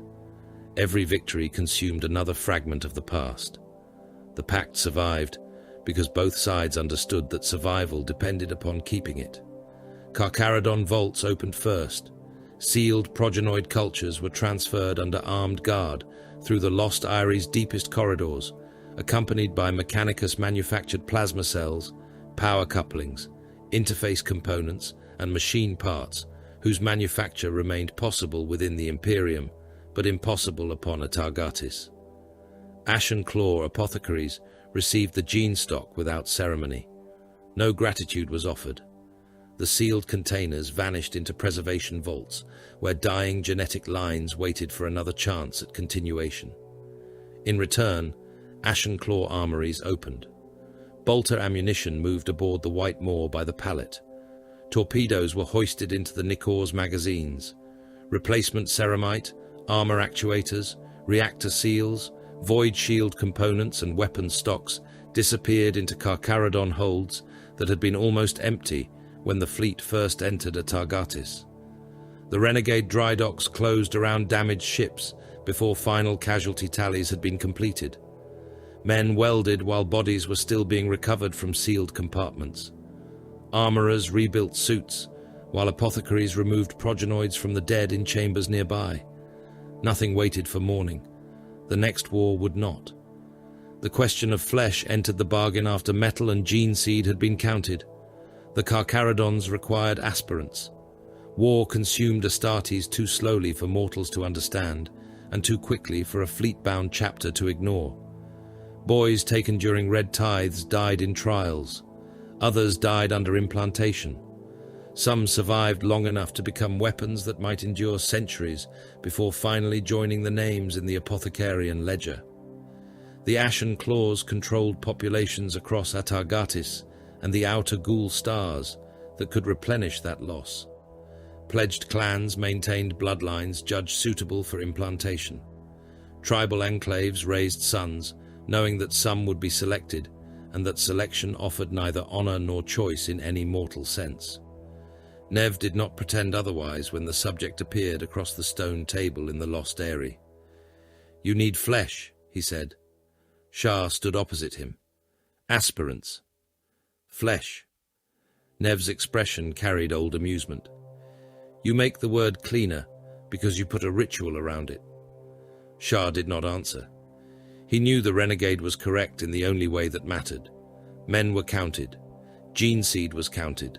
Ammunition was counted. Everything that sustained transhuman war eventually became inventory. No population was simply surrendered. The Ashen Claws negotiated numbers, ages, genetic screening, and the territories from which candidates could be taken. Their possessiveness over mortal bloodlines remained something the Carcharodons considered inefficient. Nev considered the Carcharodon alternative waste. Neither side attempted to resolve the philosophy. A pact did not require agreement. It required exchange. Tiberos and Nehat Nev met for the final time in a chamber overlooking the repair galleries beneath the lost Eyrie. No veterans accompanied them. No red brethren waited behind Tiberos. The only witnesses were distant artificers laboring hundreds of meters below, and the weapons each leader carried upon himself.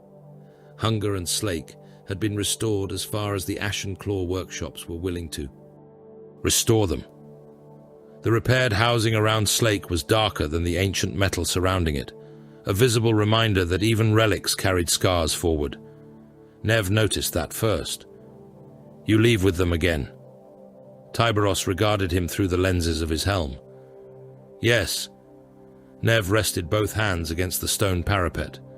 Far below, the wounded hull of a Carcharodon escort hung inside a repair cradle, while crews replaced armor plates across its flank. "Piety, Draken." He looked toward the Shade Lord. "Twice now, my brothers have kept your chapter from feeding the void." Tyberos said nothing. Nev's mouth twisted. "Do you understand what that means?" "Debt. More than debt." "No." Nev studied him for several heartbeats. "You sharks spend so much time in darkness that you mistake refusal to see for clarity. Debts do not create ownership." Nev's gaze dropped to hunger and Slake. "Neither does theft." The chamber became very quiet. Tyberos flexed one hand. The powered teeth within hunger moved half a rotation before stopping. The sound was small and ugly. Nev laughed softly. "There it is again." Tyberos waited. "The answer we have been circling since you entered my hall." "War?" "Eventually." Neither drew a weapon. That was the difference Draken had made. Before the Gloam Maw, the threat between them had been history, waiting for opportunity. After Draken, both leaders had been shown the price of satisfaction. Tyberos could kill Ashen claws until Atargatis became another dead fortress, then watch his own chapter bleed itself empty without their armories and populations. Nev could attempt to reclaim the relics and perhaps destroy the sharks, only to lose gene stock, Imperial manufactured components, and one of the few forces in the outer dark willing to fight beside him against threats greater than either lineage. They did not forgive. Forgiveness was weaker than what they possessed. They understood utility. "Next time," Nev said, "bring something worth trading before your hulls are open." Tyberos turned toward the exit. Nev called after him, "And Tyberos." The red wake stopped. "If you lose those claws to some Xenos beast after all this, I will find whatever remains of you and kill it myself."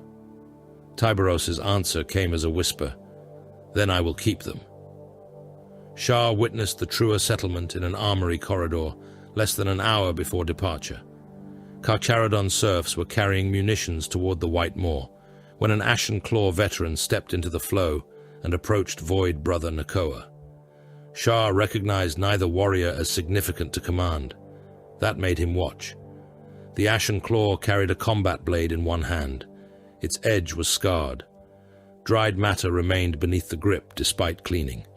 He held it out. "Yours." Nakoa looked at the weapon. "Found it inside the beast," the renegade said, "near the last breach." The Carcharodon accepted it. No thanks followed. Nakoa reached to his belt and removed something in return. A tyrannid fang, long as a mortal man's hand, its base drilled through so it could hang from a trophy cord. He offered it. The Ashen Claw stared at the fang, then took it. Neither smiled. Neither named the dead who had paid for the exchange. They separated. Shah continued walking. The fleet left Atargatis beneath silent guns. The Nikor moved first, its armor still mismatched where Ashen Claw plates had been welded across Carcharodon wounds. The White Maw followed with full magazines and rebuilt engines. The Grey Harvest limped after them, ugly but alive. Behind the fleet, the Wicked Claw remained in high orbit, like an old predator watching younger kin depart its territory. No farewell passed between the vessels. No oath promised future brotherhood. Atargatis diminished behind them until its mountains and storms became nothing more than reflected light against the darkness of the ghoul stars. Translation followed. Hours later, the Nikor received a distress transmission. It was weak enough that the Voxmaster almost dismissed it as residual interference. Then a human voice surfaced beneath the static. Coordinates followed. Gunfire could be heard in the background.